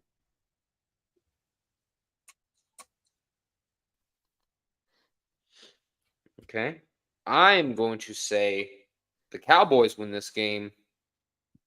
I'm going to say 20-16. Sunil will be proud of you. No, he's rooting for the tank. I'm going Eagles. Not anymore. 30-24. I'm taking the Steagles. Luca, this is not the 1920s.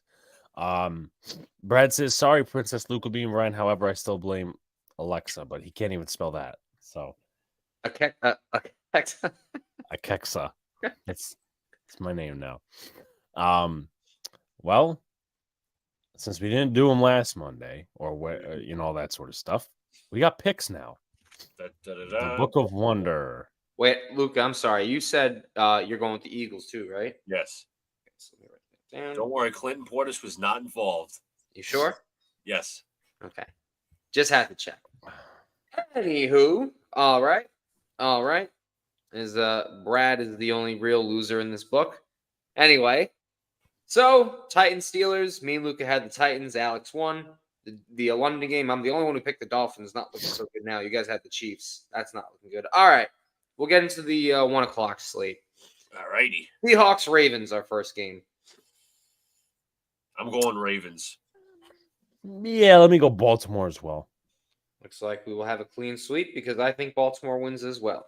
All right. Cardinals Browns.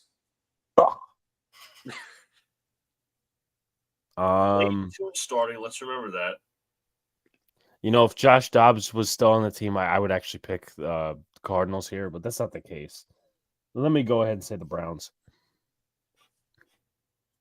I'm going with the Bronze. Going with the dog pound as well. All right, Texans Bucks. I said the Bucks. You guys said the Texans. Okay. Bears and Saints. Give me the Saints. Give me Saints. I'm gonna agree with you and pick the Saints as well, just because I think the Bears are awful. All right, Vikings Falcons. Vikings with Josh Dobbs versus Falcons with Taylor Heineke. I'm inclined to go Falcons because I think the offense will be better under him. Well, remember, Josh Dobbs ain't even starting this week. Oh, that's right. He's not. It's going to be what? Jaron Hall? Yeah. Yeah, I'm taking. I was right in taking Atlanta, and I will be taking Atlanta. You guys, if you guys watch Jaron Hall throw, who do you think it will remind you of? Don't say Zach Wilson. His cadences. I saw like 2 plays from the game last week. I'm like, no way this kid just throws like Zach. I'm gonna take the Falcons though. Yeah, I'm taking the Falcons. I have really no confidence in this kid. So there's a reason they brought in Josh Dobbs. He's going to play next week, probably. All right.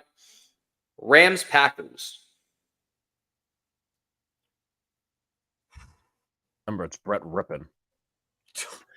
The Packers.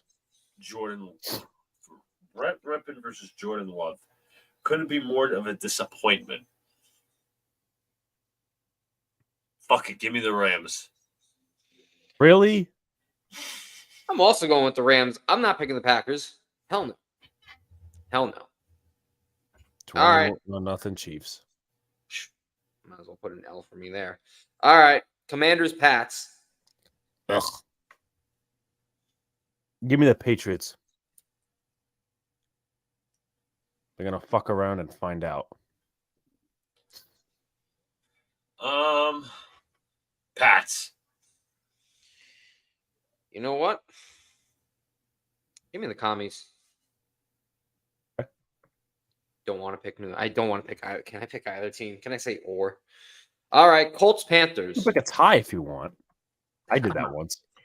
All right, Colts Panthers. Frank Reich versus his former team, coming off a victory. Obviously no Anthony Richardson. It would have been fun to watch 2 rookie quarterbacks go at it, but I'm going Colts. I was about to say something, but I stopped. So, Who's home? The Panthers. Give me the Panthers. I'm going to say, in agreements with Alex, I'm going to ride with the Panthers too. Hold on a second. You're going to ride with the Canthers? What? You're going to ride with the Canthers? Yeah, no, we understood the joke. But Alex, I think there's an appropriate sound effect that you can play on that one. There we go. Give him an extra one for Clinton Portis. Yeah, that was. All right, Alex, it's your game. Giants Raiders. Raiders. Ooh. Yep. Hey, Luca. They're starting Aiden O'Connell. I'm going Giants. I'm going the Giants as well. But Alex should be rooting. But don't let this. Here we fucking go. Don't let this distract you from the fact Alex should be rooting. Alex does not believe in rooting for losses.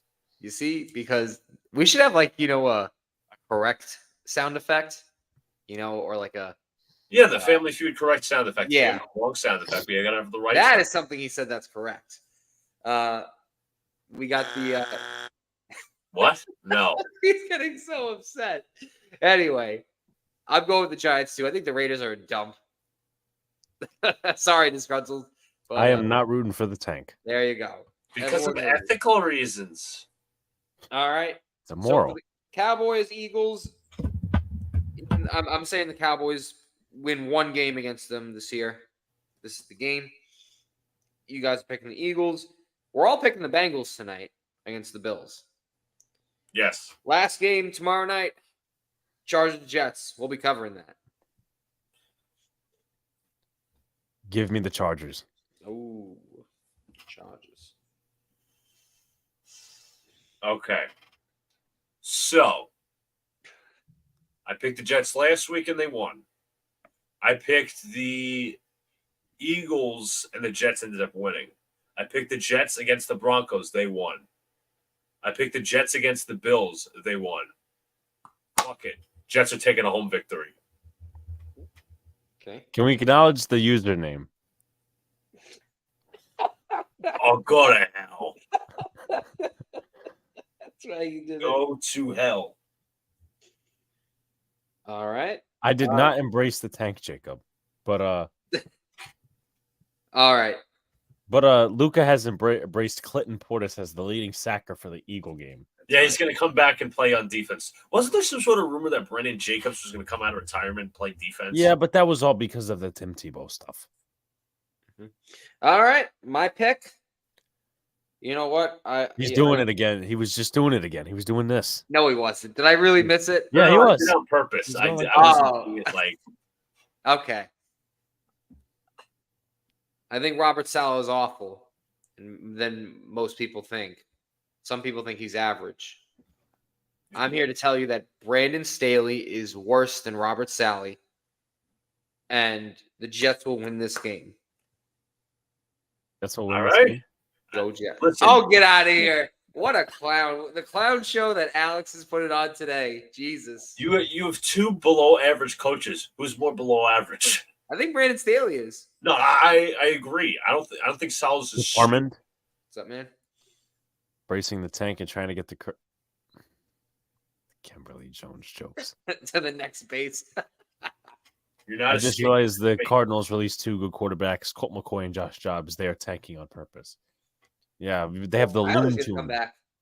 They have the Loon Tune as the starter. The Loon Tune? Yeah, What the is it, Loon- dude? Isn't Gus this Tune's second year in the league, if I'm not mistaken? That could be wrong. The Looney Tunes, that's right.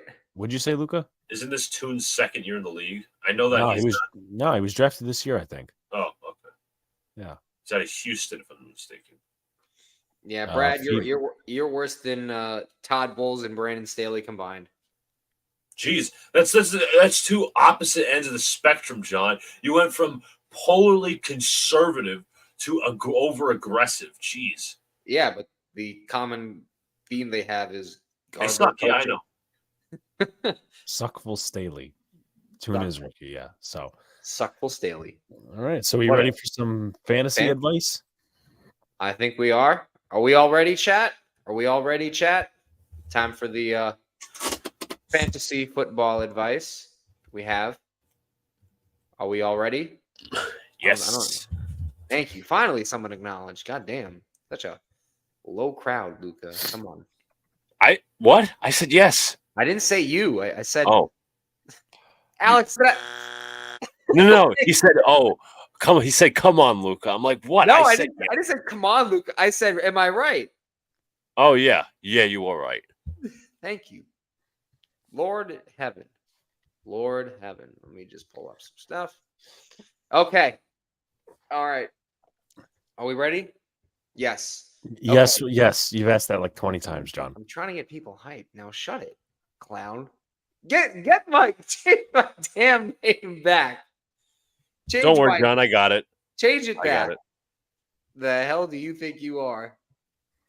There really is about to be something that happens. Well, of course, that's what happens in life. Things happen. It happens. Shit happens. All right. Let's go with the quarterbacks, right? So here's the little bit of interesting stuff. Now, there's been, some people, a lot of people that had Kirk Cousins as their starter. Obviously, no more. sadly, for those Kirk Cousins owners. Me. Anyone? What happened? I had Kirk Cousins. Oh, you did. That's right. I forgot That's about right. that. I do too, but it's in a different league. I was like, shit. Well, fear not. We'll look at anyone that you could potentially pick up or buy low on. One guy that I wanted to make note of is Baker Mayfield, actually. Now, we all think he's awful in terms of his game, but in terms of the fantasy stats, right? He's actually been between the quarterback 7 to quarterback 11, quarterback 10 range at times. So he actually has been getting it done. The fantasy stats are better than his real life numbers, in my opinion. And Houston doesn't have the greatest pass defense this week. It's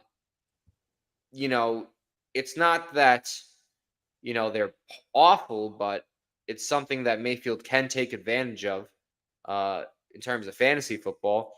Also, Houston's an average team in terms of getting to the quarterback, so we all know if Mayfield isn't pressured, he can throw deep and he can get his yards, he can get his touchdowns. So you might, if you really need someone to start, you can go pick him up. He's only owned in 43% of leagues, so keep that in note if you guys really do need a quarterback with Baker Mayfield. So, I actually just took your advice just now, John. I signed him in one of my fantasy leagues. I just picked him up. I'm sorry. Do you see his name? I'm sorry.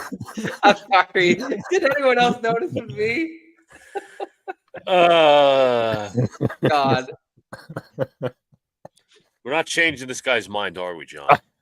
No, we're not. We're never going to. We'll actually, we'll get him one day. We'll get him one day. Nevertheless, we look at other games or other quarterbacks that either you can use or maybe you shouldn't. But another guy that's now someone you might want to buy low on a trade candidate, right? Okay. Lamar Jackson. The reason I say that is because he's been quarterback, around like the 5 to 10 range at certain times in the past few weeks. But it's not just running. He's been a much better passer this year. Been much more accurate, third in a passing grade. And here's a stat. He's only second to Josh Allen in fantasy points when a quarterback is in drops back. So that just shows you that the efficiency has been way better. But he does have a tough schedule or a tougher test today with the Seahawks. So, and they have one of the better pass defenses in the NFL. They've been in top 5 in yards per attempt, passer rating against quarterbacks. So, and also second in fewest fantasy points for passing for quarterbacks. Only the New York Jets have been better. But you know what? You look at the. I'm going to pull up Baltimore's schedule. Really, Armin says my name should be Moral Man. Moral Man. Well, I said in the chat the other night that Afram is our voice of reason, and I think we've all communally agreed on that. That's like a general consensus. Yeah, but I feel that Lamar's not going to get his respect because he faces the Seahawks and the Browns next week, and people might be discouraged from playing against those defenses. But after that, guys, he's got the Bengals, he's got the Chargers, and he's got a bye. He's got the Rams, he's got Jacksonville. San Francisco is a tough one, and he's got the Dolphins. So Jackson's someone that you might want to have a trade or attempt to trade for because he does have a favorable schedule after these 2 weeks. So keep an eye out for Mr. Lamar Jackson. We look at the some of the horrible chat that you guys say. You guys are too much with calling me a certified bitch clown. Well, that's awful. But Certified bitch clown. I know Jacob being really ruthless. Goddamn. But Barbara says I like Baker. He's a billion times better than Tyrod. In terms of fantasy, sure. Yeah, in terms of starting caliber, yeah. Yeah. And Are we not going to acknowledge Luca's name? Oh my god. Alex is too busy clowning around. It's okay. You know what else? Here's something. I don't mean to interrupt, John. Alex, you could be listening to John's advice and taking it for your own fantasy team, but instead you're clowning around and making new nicknames. Wait, hold on. Is this better? Hold on. Oh no. Uh-oh. Oh no. Yes. Class clown. Yeah. Class clown. All right. So we got clownery today. I know Jacob, but you egged him on, so nevertheless, and Brad doesn't count with anything. But anyway, we can go on to some running backs here.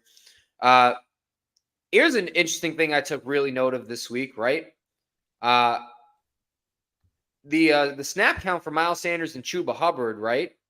Chuba Hubbard's kind of overtaking Miles Sanders. He played that. He played, and I know Luca has Miles Sanders in my league. He's played 67% of the snaps. Hubbard has. He had 17 touches and 54 total yards.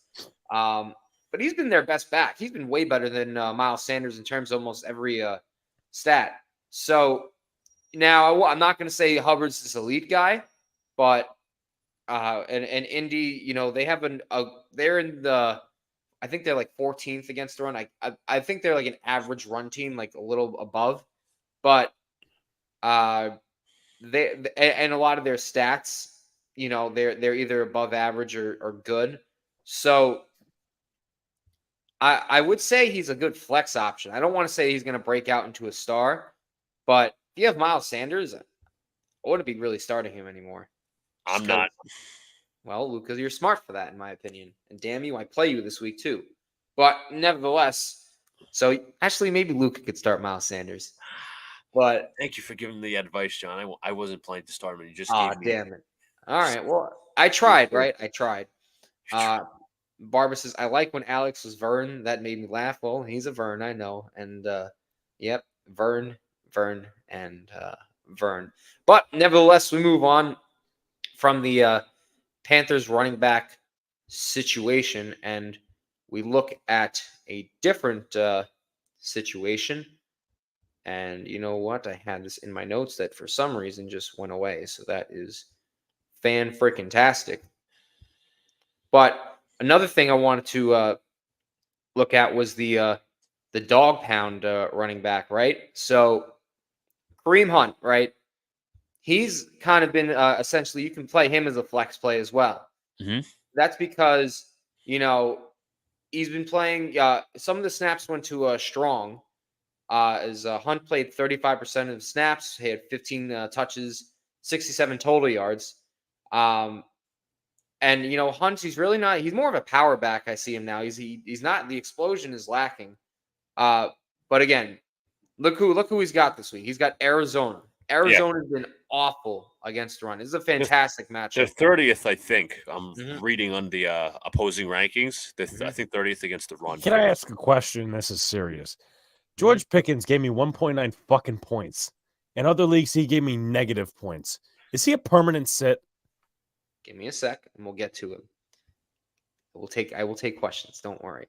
But Arizona really can help Hunt with the efficiency stats because they're not efficient against the run at all. And they're 10th highest in yards after contact, which, again, Hunt is more of a power back now. I think that's a really great matchup for him. So if you got Hunt, consider him for a flex play. Now, before we get into some more notes here, Alex had the question of George Pickens. So here's what I'd say for George Pickens. He's kind of a boomer bust option.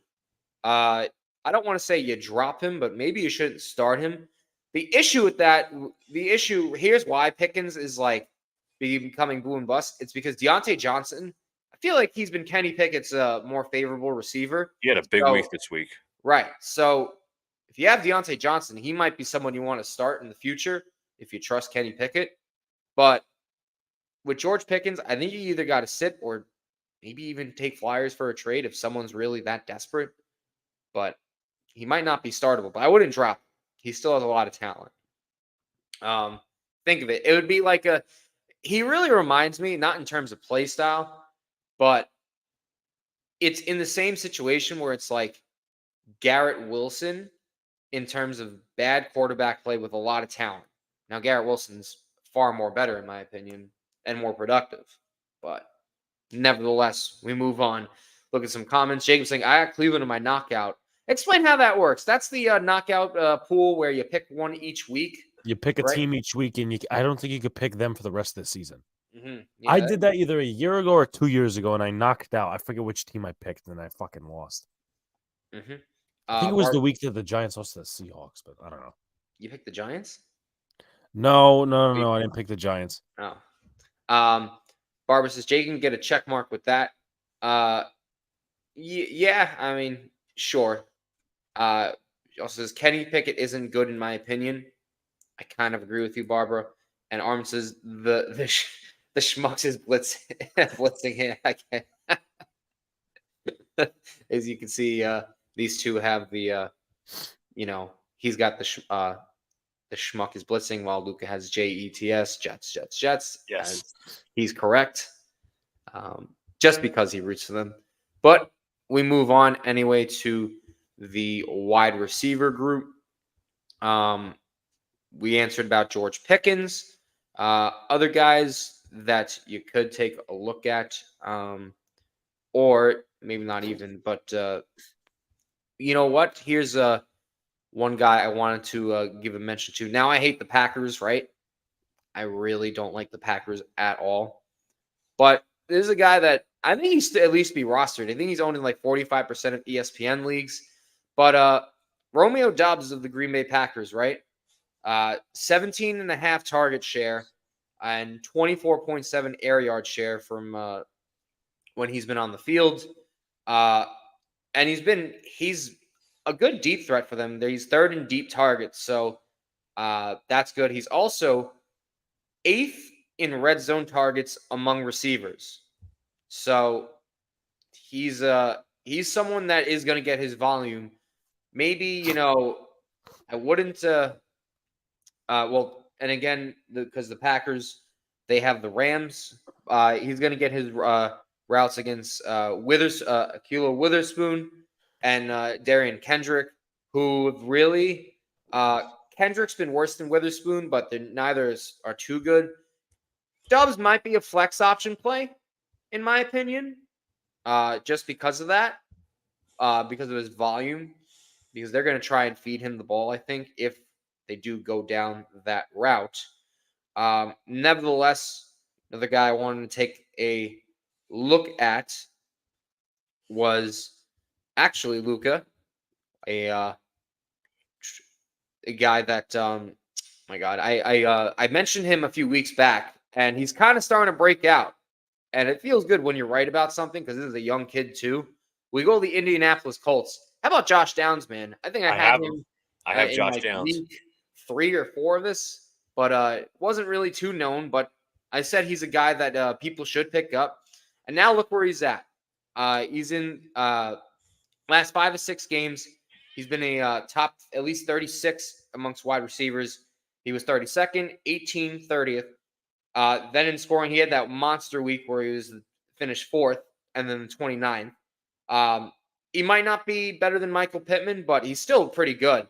18.6% of the target share and a 19.7% of the air yard share.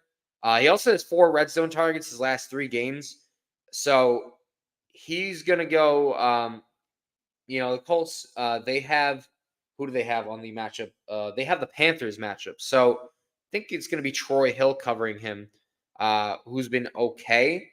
But despite the fact that he was limited in practice week, I think he's been a really freaking good pickup for anyone this week that needs receiver depth. And I've been really impressed with this kid. So that is another guy that you can take a nice look at.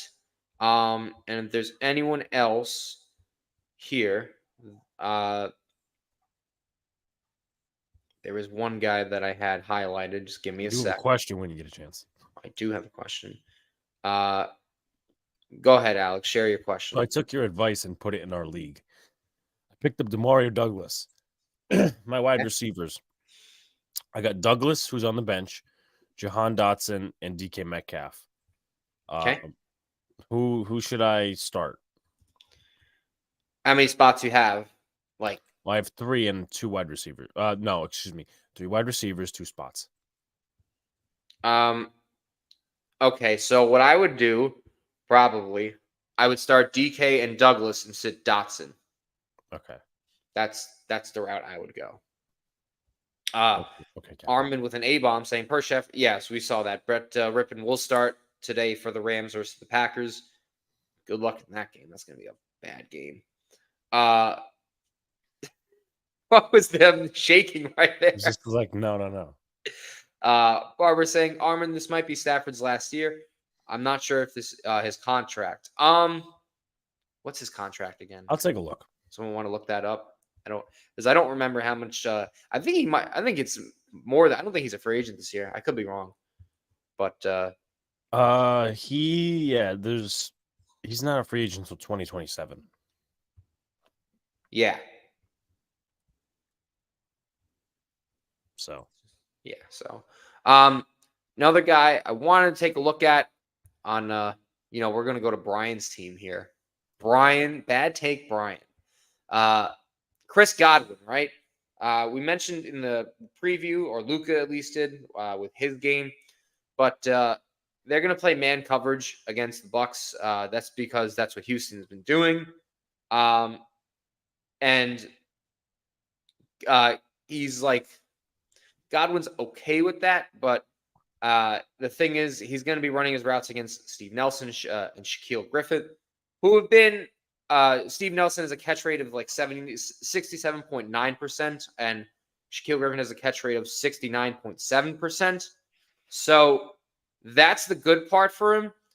The issue is he doesn't get that many deep targets. Mike Evans is more of the deep man, and that's kind of a problem because if the Bucs ain't pushing the ball down the field, Godwin isn't going to get the targets. He'll get his red zone targets, but they have to be, flowing with that offense because they don't take deep shots to him. I've noticed it's really Mike Evans is their deep shot man. So you could play him as a flex, but just be cautious with him for going for the future, I'd say. That's my opinion. Now, we'll move into the last group here. Not the last group, but the group that has been a pain in the butt for me all season long, the tight end group. The tight end group has been a pain in the butt. Here's a guy that been really popping off, actually. Just a kid, too. You got to start starting Trey McBride. Pick him up, okay? Start starting him. Owned in ESPN leagues of 41%. I believe, unless that number is updated and gone up. He runs 87% of route run rate, 37.8 target share. Now, I know he doesn't have a good quarterback this week, but he's going to get Kyler Murray back, and McBride's really talented. He's been up there in the stats, as I'm actually going to take a look at his game log, as last week against Baltimore really impressed me. 10 catches, 95 yards, 14 targets, and a touchdown. Easily his best week of the season. This obviously because of the injury to Zach Ertz. Big hit for Cardinals there, but this kid has been, something special out there. And, I won't say he does it against the Browns this week, but pick him up. This is a guy that you're going to want to target in your leagues. Trey McBride, anyone that needs tight end help. I missed out on him like a clown. So go get him. All right. This is the part to do so. And I'm not feeble. All right. Get out of here with that nonsense, Alex. Now, other guys to, I guess, look at or whatnot. There was someone that got hurt this week, actually. Who got hurt? Was there a tight end that got hurt this week? Or am I thinking of something else? Might be thinking of something else. Maybe I'm. Quick question. I'm about to add Trey McBride. Do I cut David Njoku?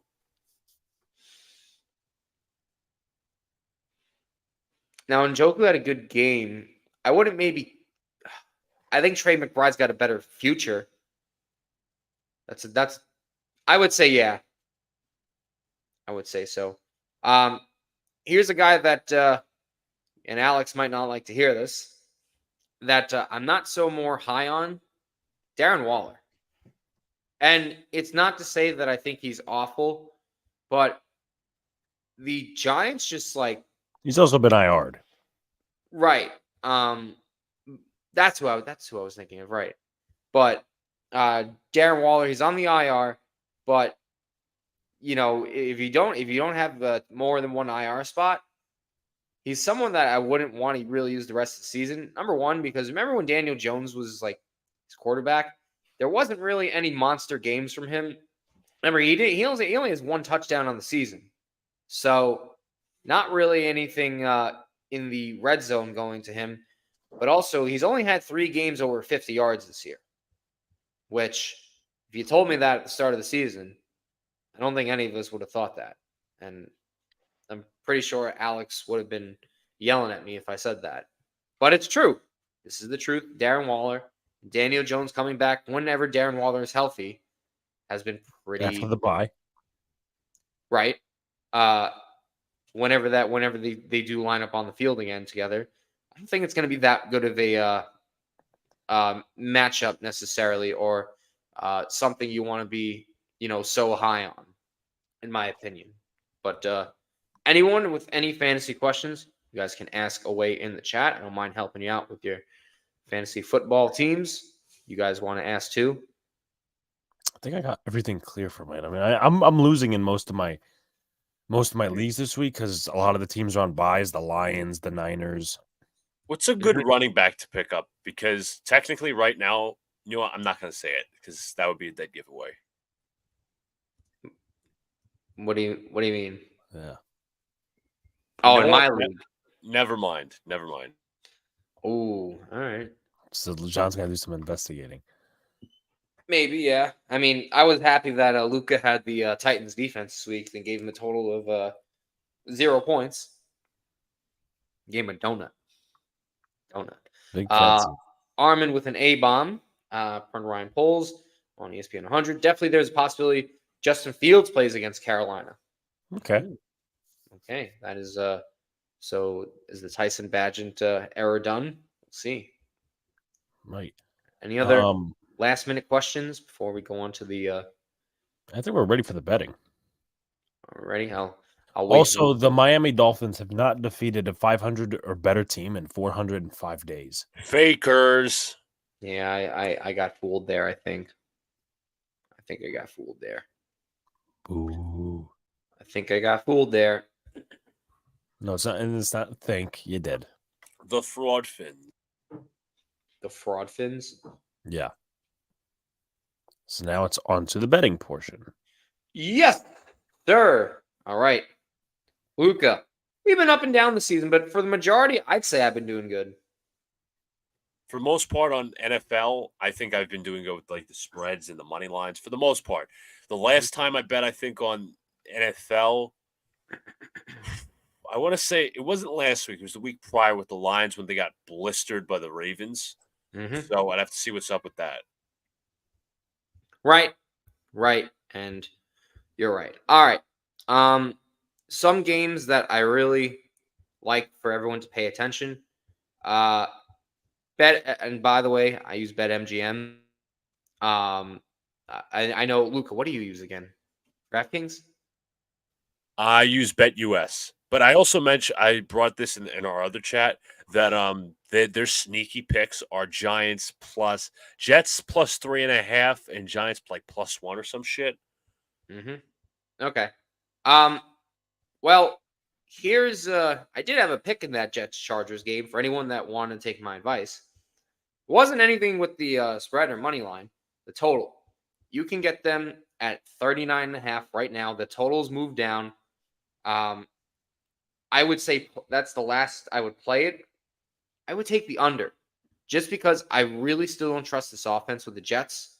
And if you look at the Chargers, right, they are like very streaky offensively, and they can move the ball, but they don't score like they're supposed to.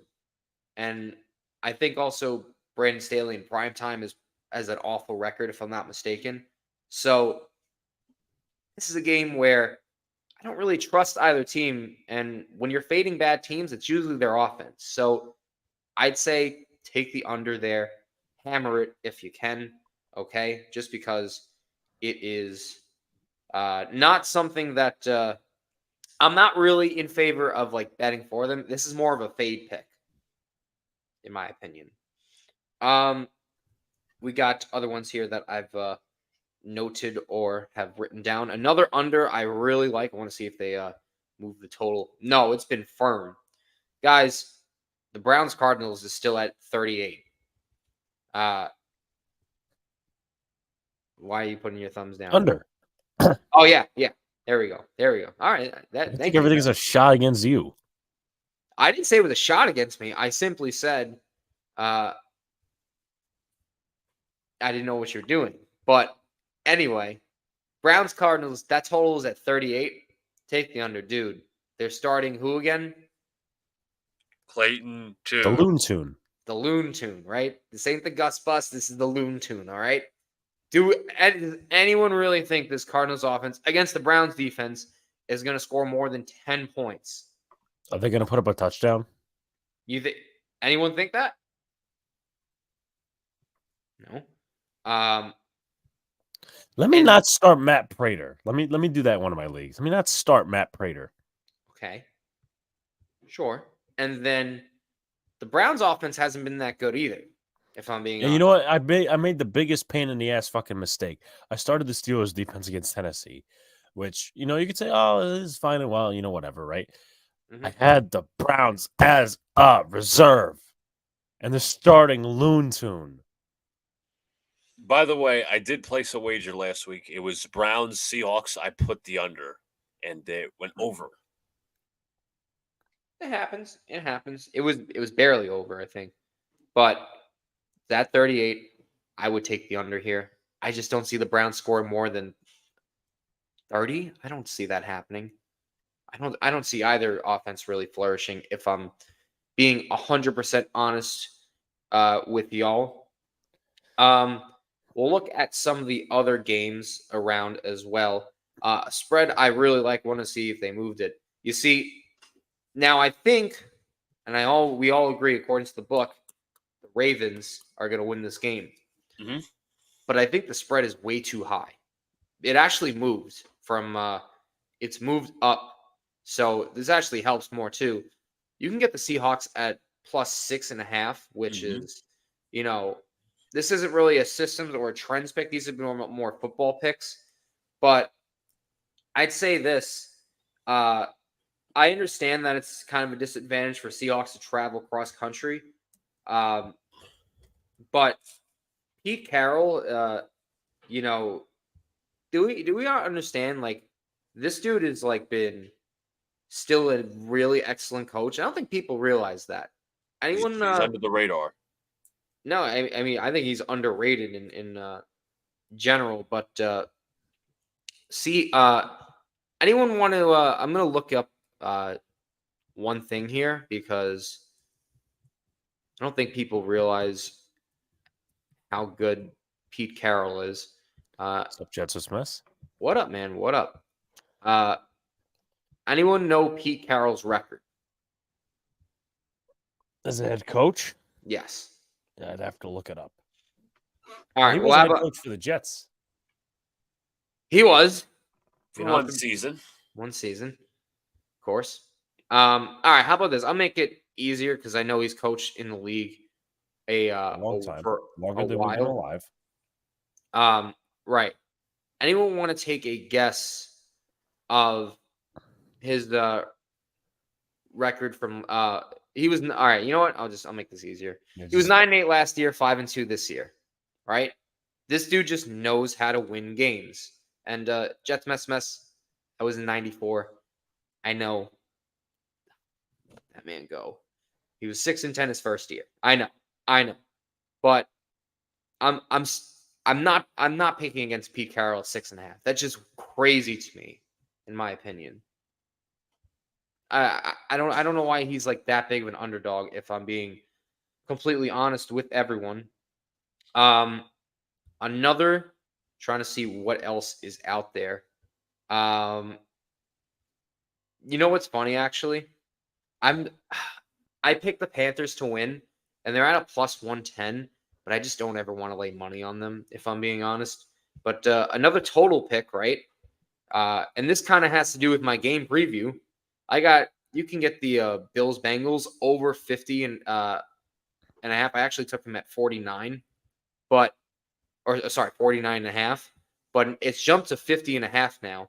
And again, remember, guys, these are two premier quarterbacks, and this line I think was actually, I think it was at 47 or 46 and a half in some other books that Vegas had. So this is completely jumped up, but the Bills are playing like you know how we saw the Bills like do a lot of no huddle, Right. and a lot of like up tempo. I don't think they're I think they're going to play fast, and I think they're going to score a lot, and I think that's going to give the Bengals a big opportunity to score a lot. They might not have to though play. I mean, they could play up tempo if they want, but the Bengals defense is as bad as it is. No, I know that, but that's what's been working for them. Now, I want at some point, if they want to win this game, I think they're going to have to chew up clock, and they're going to realize that later in the game. But I still think it's going to be a high scoring game, and this is the highest total I play it to, 50 or 50 and a half. Jacob saying, by the way, anyone knows? I believe they're undefeated technically because you got the Giants game twice, and you got the Bills game.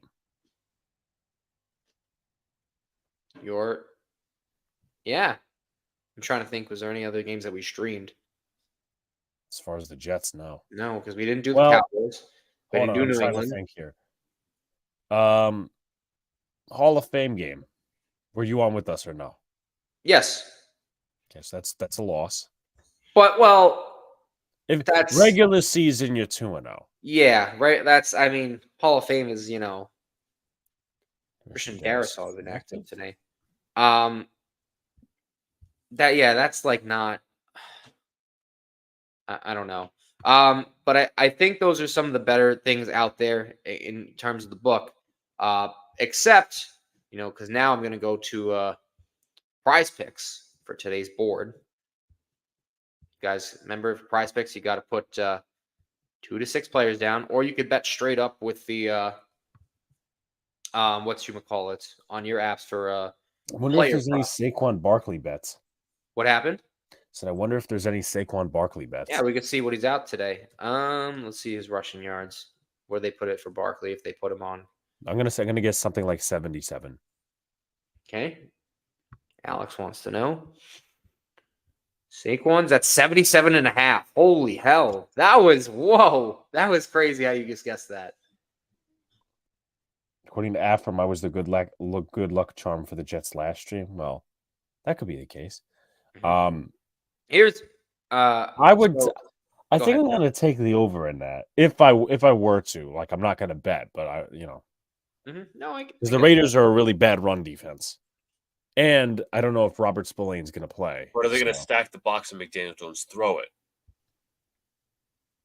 But Luca, it's a bottom 10 run defense. But yeah, hold on, fucking fly. Anyway, bottom 10 run defense, but no, specifically, they could stack the box as McDaniel Jones throw it. But any other stuff you want to put on Prize Picks? Yeah. As I was looking up a stat, just give me 1 sec. Maybe this is a good time to do the SeatGeek. Actually, yeah, it is. But also, we do have something else.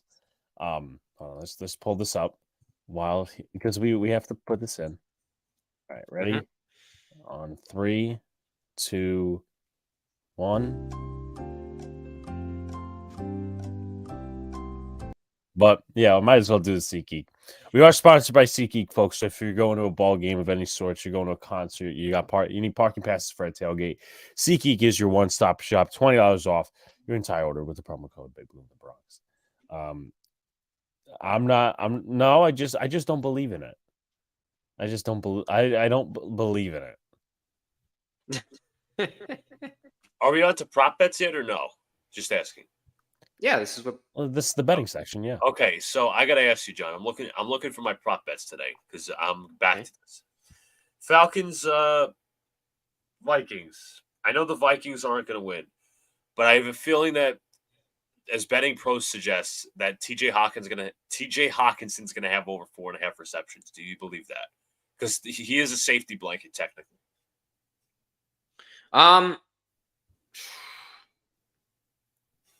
I wouldn't be so sure. Okay. It's not something I'm totally against, but I wouldn't hammer it. I wouldn't be saying yes. I'm looking at the board right now, too. A rushing yards player I actually like. Josh Allen's at 30.5. I think he can get more than that. Okay, so you know what? Let me look that up for myself. I like Come that on, a lot. dog, damn it. I like it a lot, if I'm being honest. You said 30 rushing yards? 30.5. Okay, so okay, they actually list him at 29.5, so I'm gonna take the over on that one, as you said. Yeah, I think that's actually because I don't think the Bengals' run defense has been good, in my opinion. Anyway, no, they've been awful. I'm looking it up right now. Yeah, the rushing defense is 28th. Yeah, it's like just ugh, yuck, yuck. Another guy that I actually do like. Trying to see if they have Austin Eckler at 47.5. Actually, like the over on that one. Yeah, I think that's the Jets. They give up their yards. They might not give up too many touchdowns, but they will give up their yards, and that's something I like. I like Jonathan Taylor's over. I think you can hammer him for 69.5. I like a lot of the running backs today. Trying to see if there's any more guys on the board that pop out to me. Next one, with Rashawn Johnson, they list him at over 27.5 yards versus the Saints. Do you think he gets that? No. Total yards? Rushing. I'd say no. Foreman's the lead back, so I say no. Say no on that one. Okay. Trying to see. Taylor's at 69.5. Yeah, we said that. I'm trying to see if there's anybody else that I would even consider that's that has any good matchups or has maybe something we could fade against. That's really it for running backs. Let me check receivers. Let's check receiving yards. Yeah, I'm looking all around too. Mm-hmm. Let's check the receiving. Yeah. Jacob throwing a shot at Alex. That's very nice. Well, yeah, because I told you I don't believe in it. He doesn't believe in it. Just Yeah. like You said the Seahawks have trouble against the run, or are they good against the run? I could look. The Seahawks are they are good against the run. Okay. That makes sense. They've had a good run defense. Mm-hmm. By the way, it's 21-7. Okay. This game's not over. Oh, the reception. Just to Mecole Hardman. Mm-hmm. Trying to see anyone pop out to me on the receiver board. Yeah, I mean, AJ Brown could be a given, but he's going up against a good defense. Garrett Wilson's at 64.5. Let's see what else we got. I'm gonna look at some bad defenses. I don't mean to cut you off. Go ahead. Breece Hall's at 19.5. That's something I have really liked. 19.5 for receiving. Yeah. I mean, after last week, you got to put him in a receiving game. Mm-hmm. I would say 19.5 is very low. I like that. Jags on a bye? Yes. Okay. The Jacksonville Jaguars are on a bye. And the Bears? The Bears face the Saints today. Okay. So maybe you push that up for because they're a bad pass defense. Mm-hmm. well, Jalen Johnson didn't get traded, but maybe you push the over for Olave or maybe even Michael Thomas. Could be. It could very well be. Another guy I was actually looking at. Where did he go? I just saw his. Damn it! There's so many freaking options. That's why it's annoying to scroll down. Christian Watson at 42.5 isn't bad either. For someone that wants to take that. Trying to see anything else that's like really eye popping. No, not really. There's other stuff you could probably hammer that I'm not seeing. I'm not an expert, but I do like that Breece Hall at 19.5. That's probably my favorite one for the receiving. All right, so I'm going to go over. I've selected 3 prop bets for today. Jonathan Taylor, as you said, over 67.5 rushing yards. Josh Allen over 29.5. How about Zach Moss under 41.5? Say that one again. I'm sorry, I was stretching. Zach Moss under 41.5. Rushing yards? Yes. Who does he play again? The Carolina Panthers.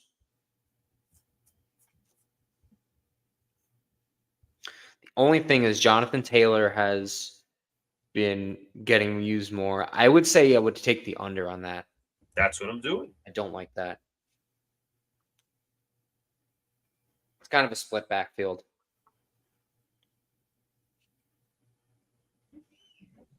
Any more props? I think that's it for me. I don't know about Luca. Luca? Yeah, I think I'm done with my props. Mm-hmm. All right. And So you said, what's your favorite? Now, damn. I'm thinking whether I should bet money line or spread today or over under. I gave Didn't you bet the money line in the Ravens game against the Lions? Yeah, I bet the Lions and they absolutely got creamed. That was a bad pick by me. Bad pick. We all have them. We all have clunkers. I think I'm gonna try my luck again with the Browns in the over under scenario. I'm trying to see if there's any money line totals that. Another question. I'm sorry to interrupt again, John. Washington and New England, is that a scenario where you pick the under? It's right now 40.5. 40.5. No, I wouldn't. Washington can score. They can in spurts. You taking the under in Rams Packers? 37.5. That's a low total. No, it's a really low total. So God forbid they each score like 17. That's a low total. Trying to see any. The Jets money line's at plus 150. I just don't want to bet on my own team. That's something. Yeah, I never do that. That's just biased to me. Like I said earlier, the Panthers do have value at plus 110, but it's just so hard to lay the juice on them just because they're the Panthers. I don't really want to be putting my stock in a 1-16, but I think it's good value if anyone wanted to take it. I'd lean toward it. But I think that's it. All right. Luca, final thoughts. Final thoughts. Thank you, everybody, for coming out on the show. Tomorrow should be a lot of fun with the with me and John's reaction to the Jet game. But I hope everybody enjoys their football Sunday. Mm-hmm. John? Yeah, thanks all for coming out. Hopefully, by the end of this damn day, I'll be right with the Book of Wonder and the picks. But yeah, no, we'll be back tomorrow for Jets Chargers, and pray to God I don't lose my shit. And, well, good news for John at least. Patrick Mahomes just fumbled, and now Miami is on the Kansas City 27. So, but be sure to like, comment, subscribe, folks. We're going to start our baseball coverage within the next 2 weeks, so that's going to be a lot of fun. Also, maybe some live streams coming for you guys. We got Knicks games coming too. But yeah, Chargers, Jets, Monday Night Football tomorrow. And then we'll recap whatever happens today in Las Vegas on Tuesday, the Big Blue in the Bronx podcast. Appreciate you guys. Have a fun football Sunday. We'll see y'all later. And yeah, pretty much that. Peace out. Don't tank.